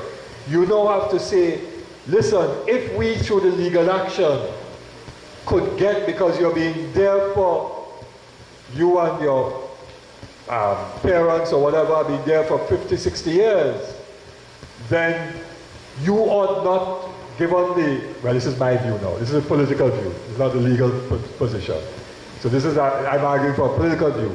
And you have spent money to improve the premises, the home. You ought not to now have to pay any big set of money for where you are. But if you get title, and you don't have to pay any big set of money for where you are, given the circumstances, you could then go with free title to the bank and borrow some money to improve what you now have, which will be bigger than the 3-bedroom, 2-bathroom. So in my view, and I'm talking political here now, I'm not making a legal point. In my view, and I'm an economist. So basically as an economist, and politically, it would make more sense to fight to keep what you have and to get that title rather than to go into a more insecure arrangement, albeit is a new building and so on. So that's my answer. The lawyers will give you some other advice which may be different from mine. With respect to the question of MSJ's proposals for the community, we don't have any specific proposals from Malik at this time, because our approach is that those ideas about a community have to come out of discussions with the community itself, right? Because we can't come, we don't live here, and say, well, we should build this here or that there. That has to come from the community. So that is the first one. But what I can say is that there are a number of proposals that we have to put power in the hands of people. For example, local government, every local government corporation should be given resources not on the basis of what the ministers say, but on the basis of the needs of the community. And every community that has a village council, community council, must also get an allocation of resources. And those resources coming from the budget must be on the basis that if you have 5,000 people living in a community, every community of 5,000 people ought to have X facilities, an early childhood center. Now there's an early childhood center here, which is run by the community. Some people have done it over many years, 20, 30 years, they have an early childhood center. But it's getting no resources from the ministry at all. That is wrong. If you have an early childhood center, and I visited it, it's a good center, very clean, neat, well organized and so on, then as of right, that early childhood center must get funding from the ministry, right? We are saying, for example, that instead of CPEP being controlled by a contractor who then hires workers, that the community should have a cooperative where everybody now will be the joint owner of the business. And in that situation, everybody will not only be involved in doing cutting grass and so on, but every community facility must be maintained by that community cooperative and get paid for that, and then get training to do other projects and so on to create other kinds of jobs. But I don't want to take all the time, but there are real possibilities.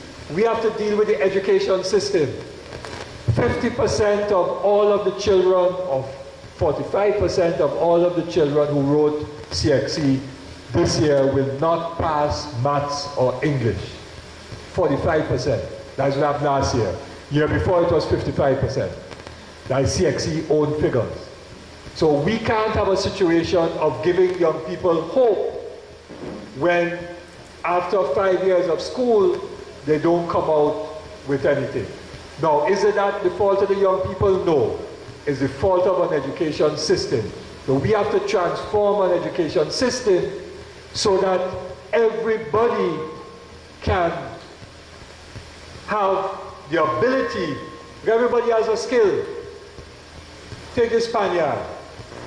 Why is it, for example, that coming out of the Spaniard, you don't have people employed as musicians, getting paid as musicians, performing in concerts, not only in Trinidad, but all over the world, because the highest paid people in the world, some of them, are artists and musicians and sports people.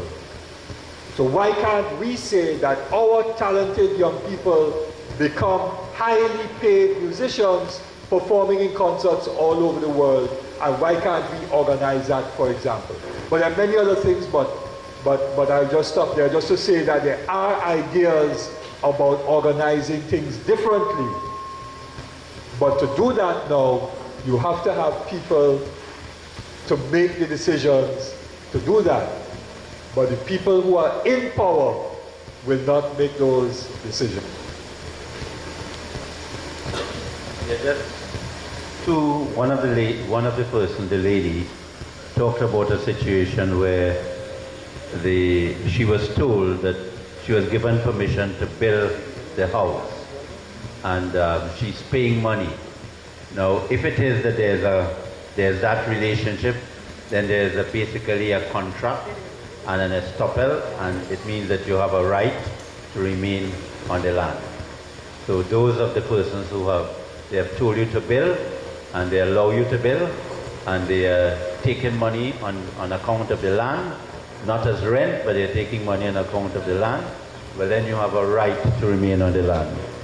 There was a gentleman who asked why it is that there is so much corruption or perception of corruption and nothing is happening. Now, it is easy for people to say in circumstances like these, well, is the police to blame? But I want you to understand that corruption is not an easy kind of offense to investigate. And therefore what has to happen, the leadership has to come from the government. For example, when I was AG, and there were serious allegations of corruption, the same police service that we have now, there may have been addition to the police service, but those same police officers who we had then were able, with the government assistance, to get the resources to do the job. So the leadership has to come from the government. If there is no passion from the government to deal with official corruption, then the best police service in the world would not be able to deal with it. And so therefore, if you remember, there were things that happened in Trinidad and Tobago during that period. And when Janet Reno came to Trinidad, the Attorney General of the USA, she said Trinidad and Tobago had one of the best police service in the Caribbean. So it's a political will to deal with corruption. Then somebody said that how it is that we don't have so many people here tonight when so many people are affected. We must understand that we are living in Trinidad and Tobago in a different time. People are afraid to even go to a meeting. If they find out that they go to a meeting and they figure they had a CPEP contract or they had a job, the government could fight them. So you have a fear. But some people themselves do not like to fight for help. They like to stay home and be spoon-fed. Trinidad and Tobago is basically a gladiator society. They like other people to fight for them, but they don't like to fight for themselves. So those are some of the problems that we have. Those of us who enjoy fighting, who like to fight, who have a passion to fight, we would suffer because we cannot retire, we cannot stay home. We believe that we have to get involved and do something about it. So, I will answer to the question on electoral reform, right? I intend, if invited back by the committee, to deal with that and it is going to take a while to deal with. I don't agree with I don't agree that it is a straight first past the post proportional representation system alternative. I don't think we need to understand the first past the post system as practiced in Trinidad has institutionalized discrimination, and I will develop that as I go along in one of the lectures. Right? In answer to my friend on the question, I want to take a slightly different approach to respected senior counsel on this question of what is taking place now in this country. Right? I want to bring two things to attention. There was a march around the Hall of Justice, and Ansel Roger was arrested, and they said that they thought there was an insurrection taking place. When I went to get him out of the police station, I was met by a fellow called Richardson, and Richardson told me he suspects there was an insurrection. Now, Richardson is Deputy Commissioner of Police, right? And I asked him, well, how stupid can you get? You you suspect it have insurrection, and you run out with your bare hands in the street to arrest somebody? You gotta be stupid. Can't be sensible.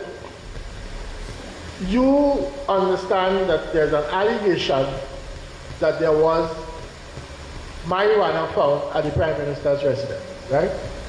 My experience of 20 years practicing is if police go in somebody's house and they find marijuana and they cannot determine who it is, mother, father, sister, dog, everybody getting locked up, right?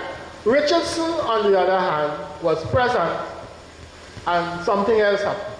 Next thing you know, Richardson is head of right?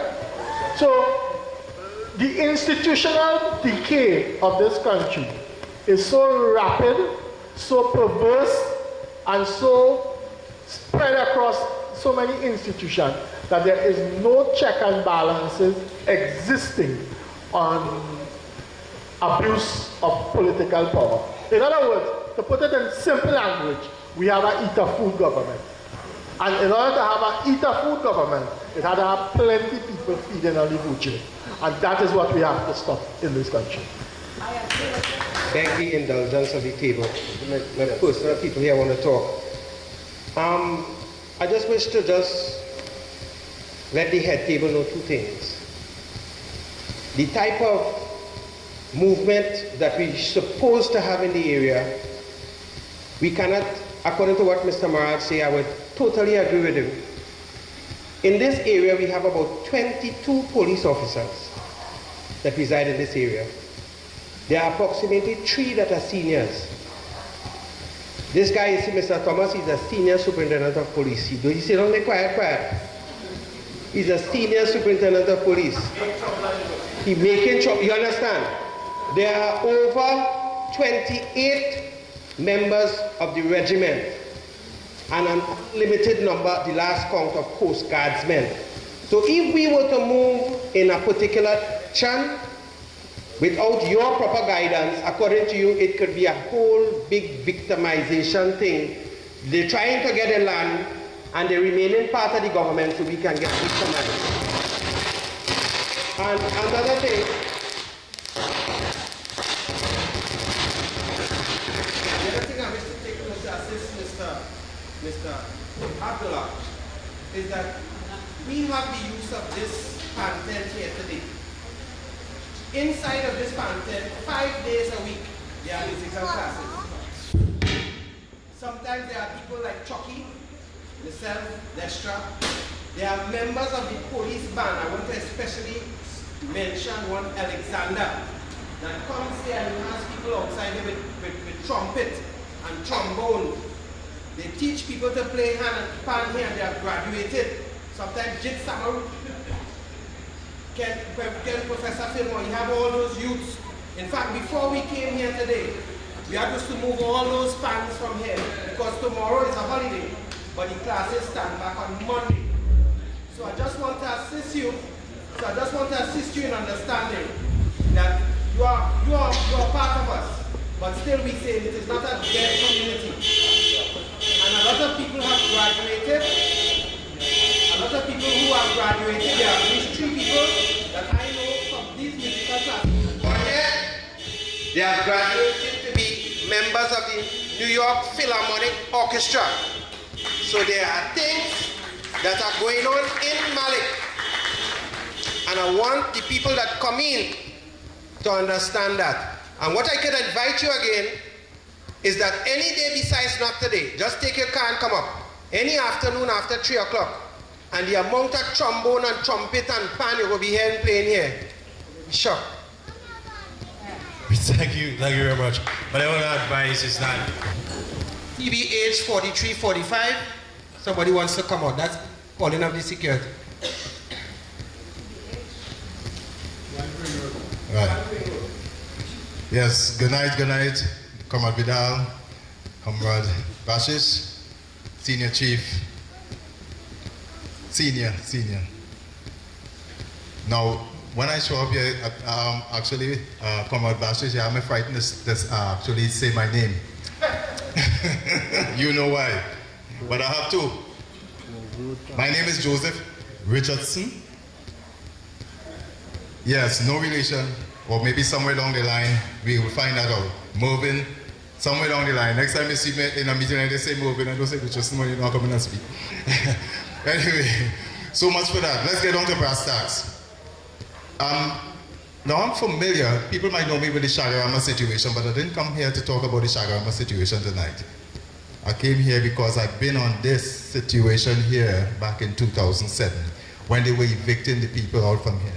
I have four photographs with me. I'm looking to see the children who were there then. They are adults now. Maybe you all will see them. I'll show it to a few of you here.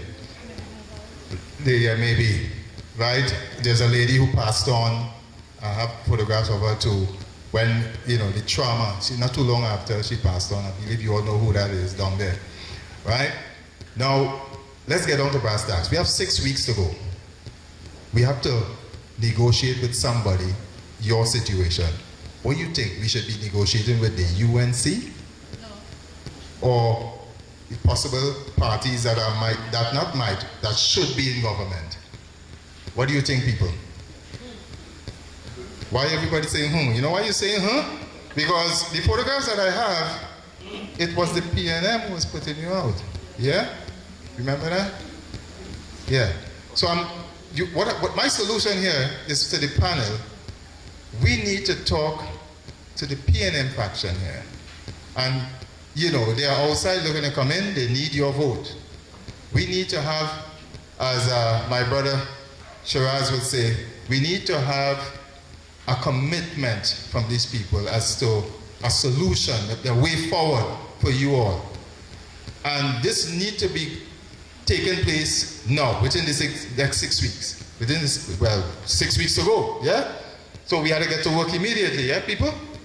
No need to go negotiate with the people who already have a plan for you. Let's deal with the people who might be able to bend the rules a bit. The others, they will try to bend, but they only bend for you to get them in power, and then they're coming back for you like a hatchet, right?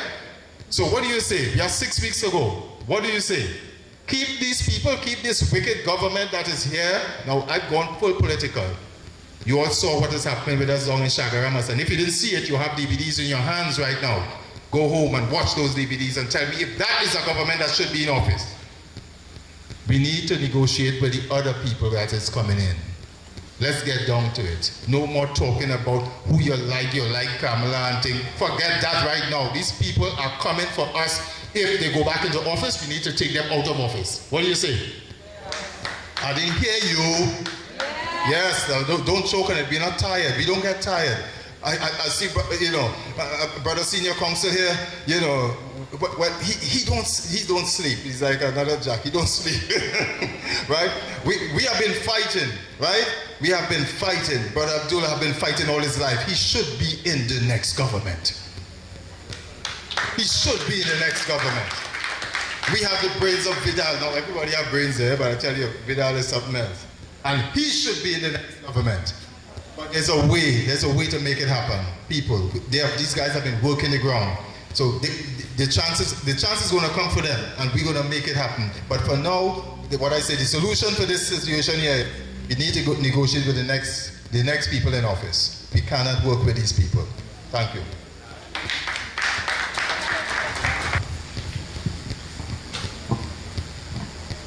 Pleasant good night, brothers and sisters. Respected head tables. I sat in the row with everybody. And my concern is, Mr. Ramesh Lawrence Mahal spoke about corruption.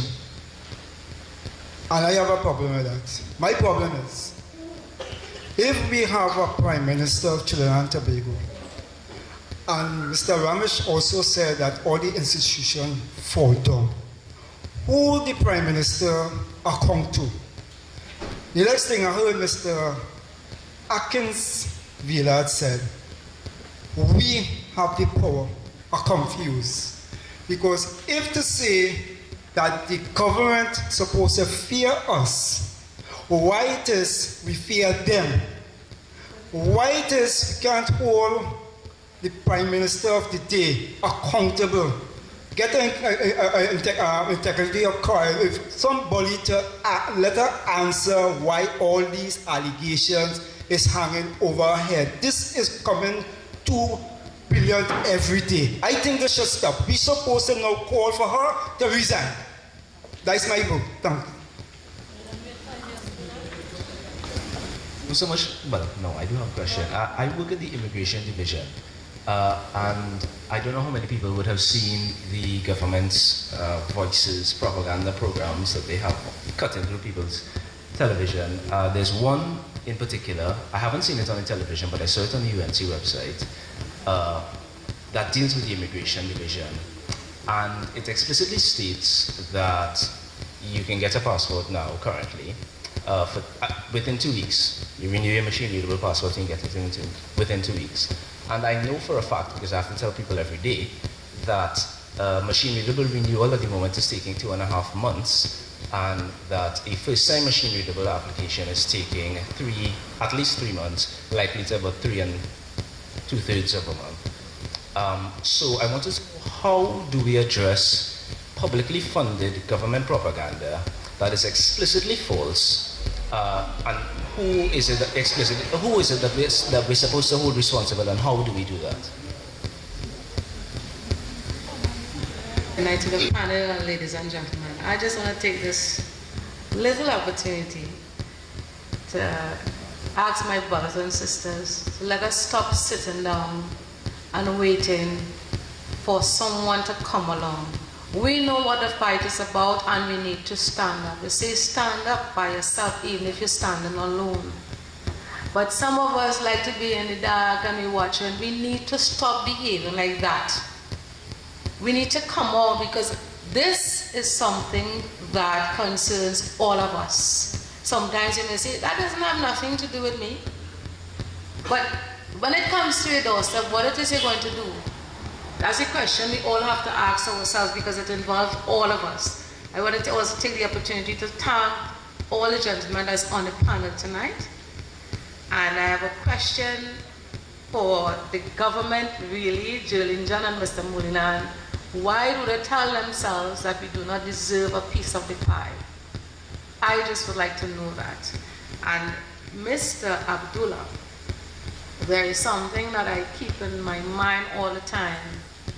I remember when I was younger, the white hair man used to fight vigorously for the sugar workers. And when he came into power, he forgot them. If I am wrong, please correct me. Because he used to be fighting hard. And when he came, he was on the opposition side for a very long time. And when he did come into power, the sugar workers, he did not do what he was supposed to. I thought that would have been the first set of people he would have looked after. And that wasn't so. So, Mr. Abdullah, I'm here as a human being, and I want us who have the power, the majority has the power, we need to exercise it. We need to stop living in fear, because at the end of the day, I'd rather to die standing fighting than to live kneeling down and bending down to somebody.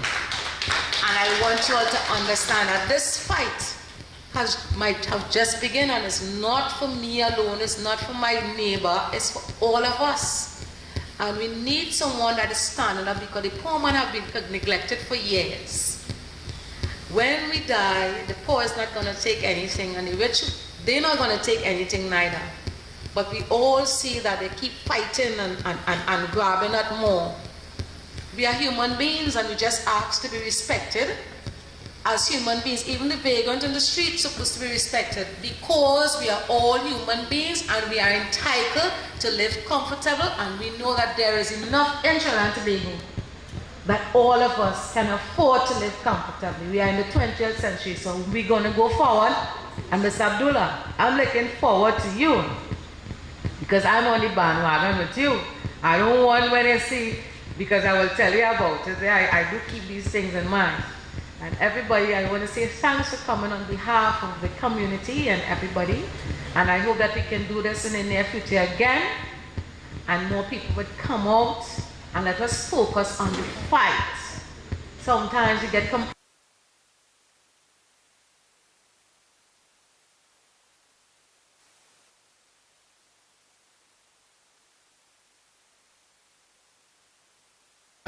Listen, we have got to do what we have to do with what we have. We can't wait for everybody to come on board and then we will start doing something, right? Too much time tonight has been spent about mobilizing everybody. If we wait for 100% support, we will go nowhere. Let us do what we have to do with what we have, and with true education, everybody will eventually come on board. I would like to answer one of the questions somebody asked, and that has to do with the question of government resources being used for promoting party political purposes, and some of the information is wrong. What has been happening, why I said that some of the institutions have collapsed, is that normally you would have these things investigated, but it is very wrong to have a person acting as Commissioner of Police for a very long time. Yes. That is why the Constitution provides that there should be security of tenure of police officers. A Commissioner of Police must not have to look left or right. He must be able to do what he's supposed to do independently and fearlessly. And that is why when we even had an acting Chief Justice, for several months there was an uproar in Trinidad and Tobago. And normally that would not have been allowed to happen in Trinidad and Tobago, but we have to understand that over the last 5 years, sorry? Again, the security is asking PDH 8345. Tobago, we have seen that the society has become very numb.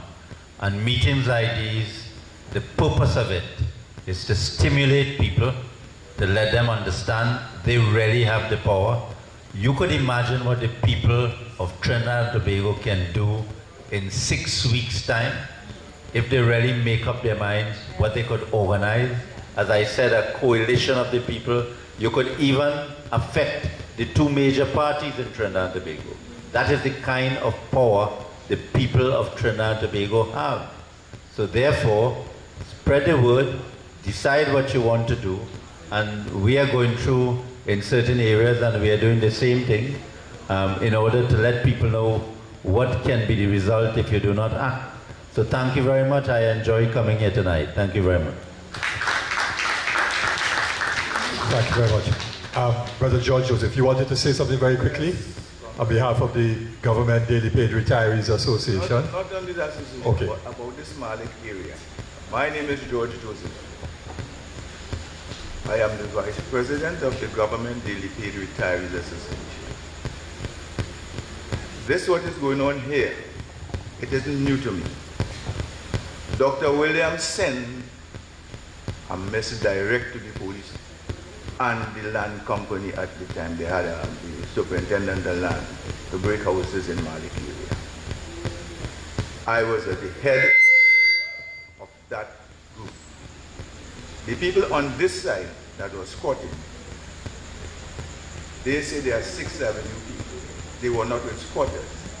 And that division is not from now, from 1959.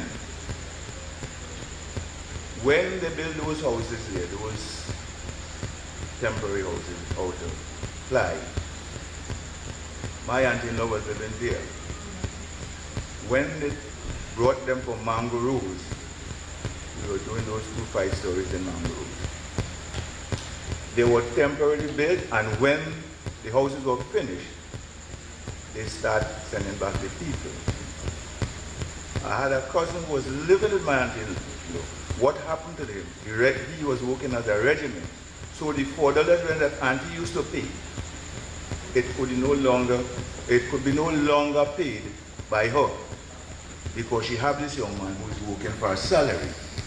And that is the whole contention over there, because we build those and know it. So the idea about people have land across there, I'm glad for them to stay there. But it's a wrong idea. They were supposed to go back. Some of the children, some people died, the children remain in the houses. HDC don't give you any house living in it. If you are living in the house with somebody, and they post a sign that you would be the owner of the house in the event of anything, they would allow you to remain here. Outside of that, they put you by the road. Because I know it happened to you up here and in Fortress.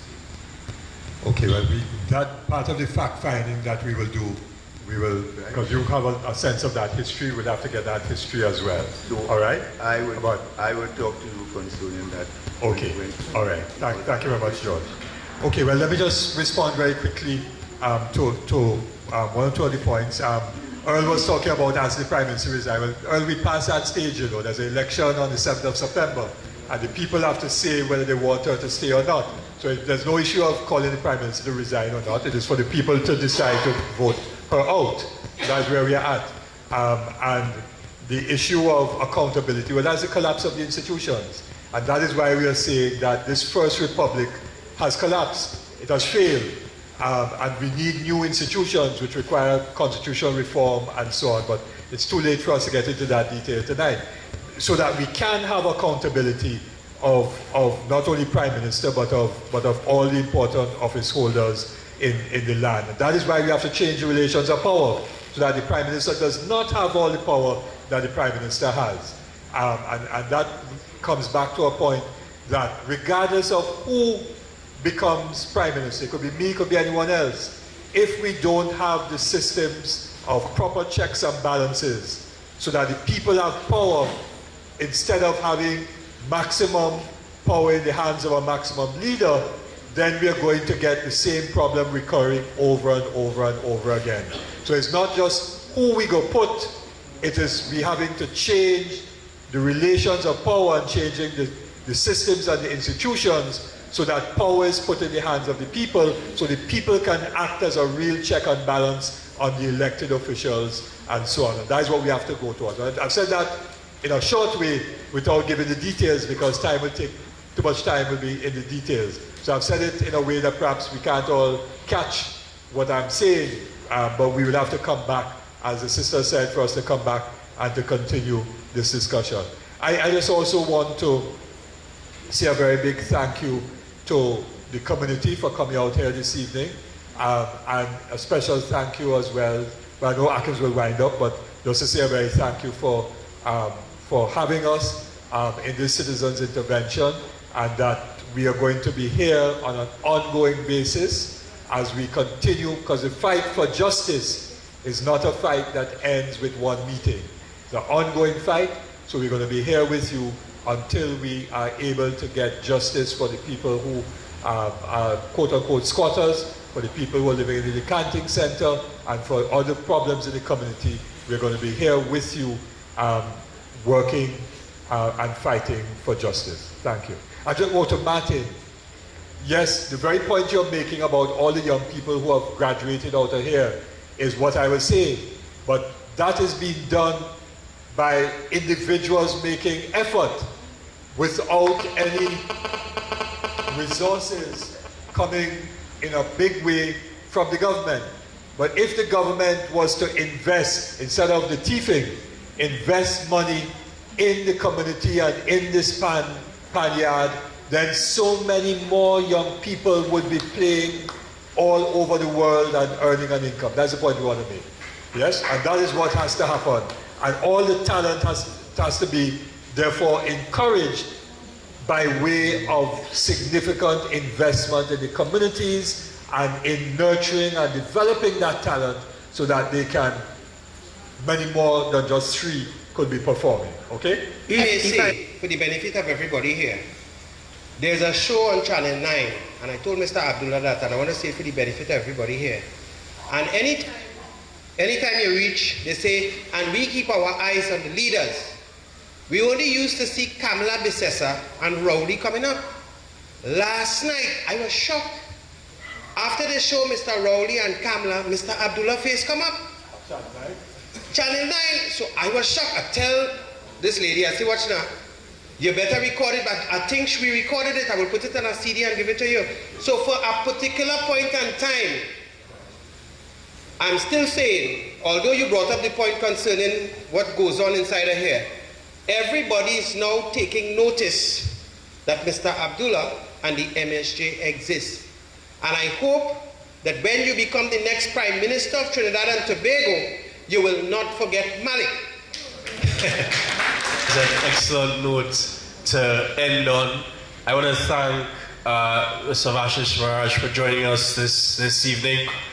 I want to thank Ramesh Lawrence Maharaj of Democracy Watch for being a part of this. Of course, the political leader of the MSJ, other executive members of the MSJ, and members who are here, and most importantly, the Malik community for coming out this evening. This is a very important exercise that we're engaged in as we go through the country. We're in Arima next week, Thursday, and then we move to Tunapuna after that. But what is important is the connection to the communities, and our connection to the communities is not because we're soliciting votes. What we're soliciting is support for communities to organize themselves. We're soliciting support for a different kind of Trinidad and Tobago. We're soliciting support towards the Second Republic. We're soliciting support for persons to understand the power that they have within themselves. And that is what our objective is with these citizens' intervention. So I want to thank all of you again for joining us this evening, and look out for the next session next Tuesday. We did record the entire session, so it will be rebroadcast. Again, we were streaming live on Facebook and on Twitter a while ago, so we said about 30 people were viewing it, right, streaming live. So it was taped, so we'll be streaming it again on repeat over the next few days as we get into the next session. So thank you very much for coming out and being with us this evening. Live like an all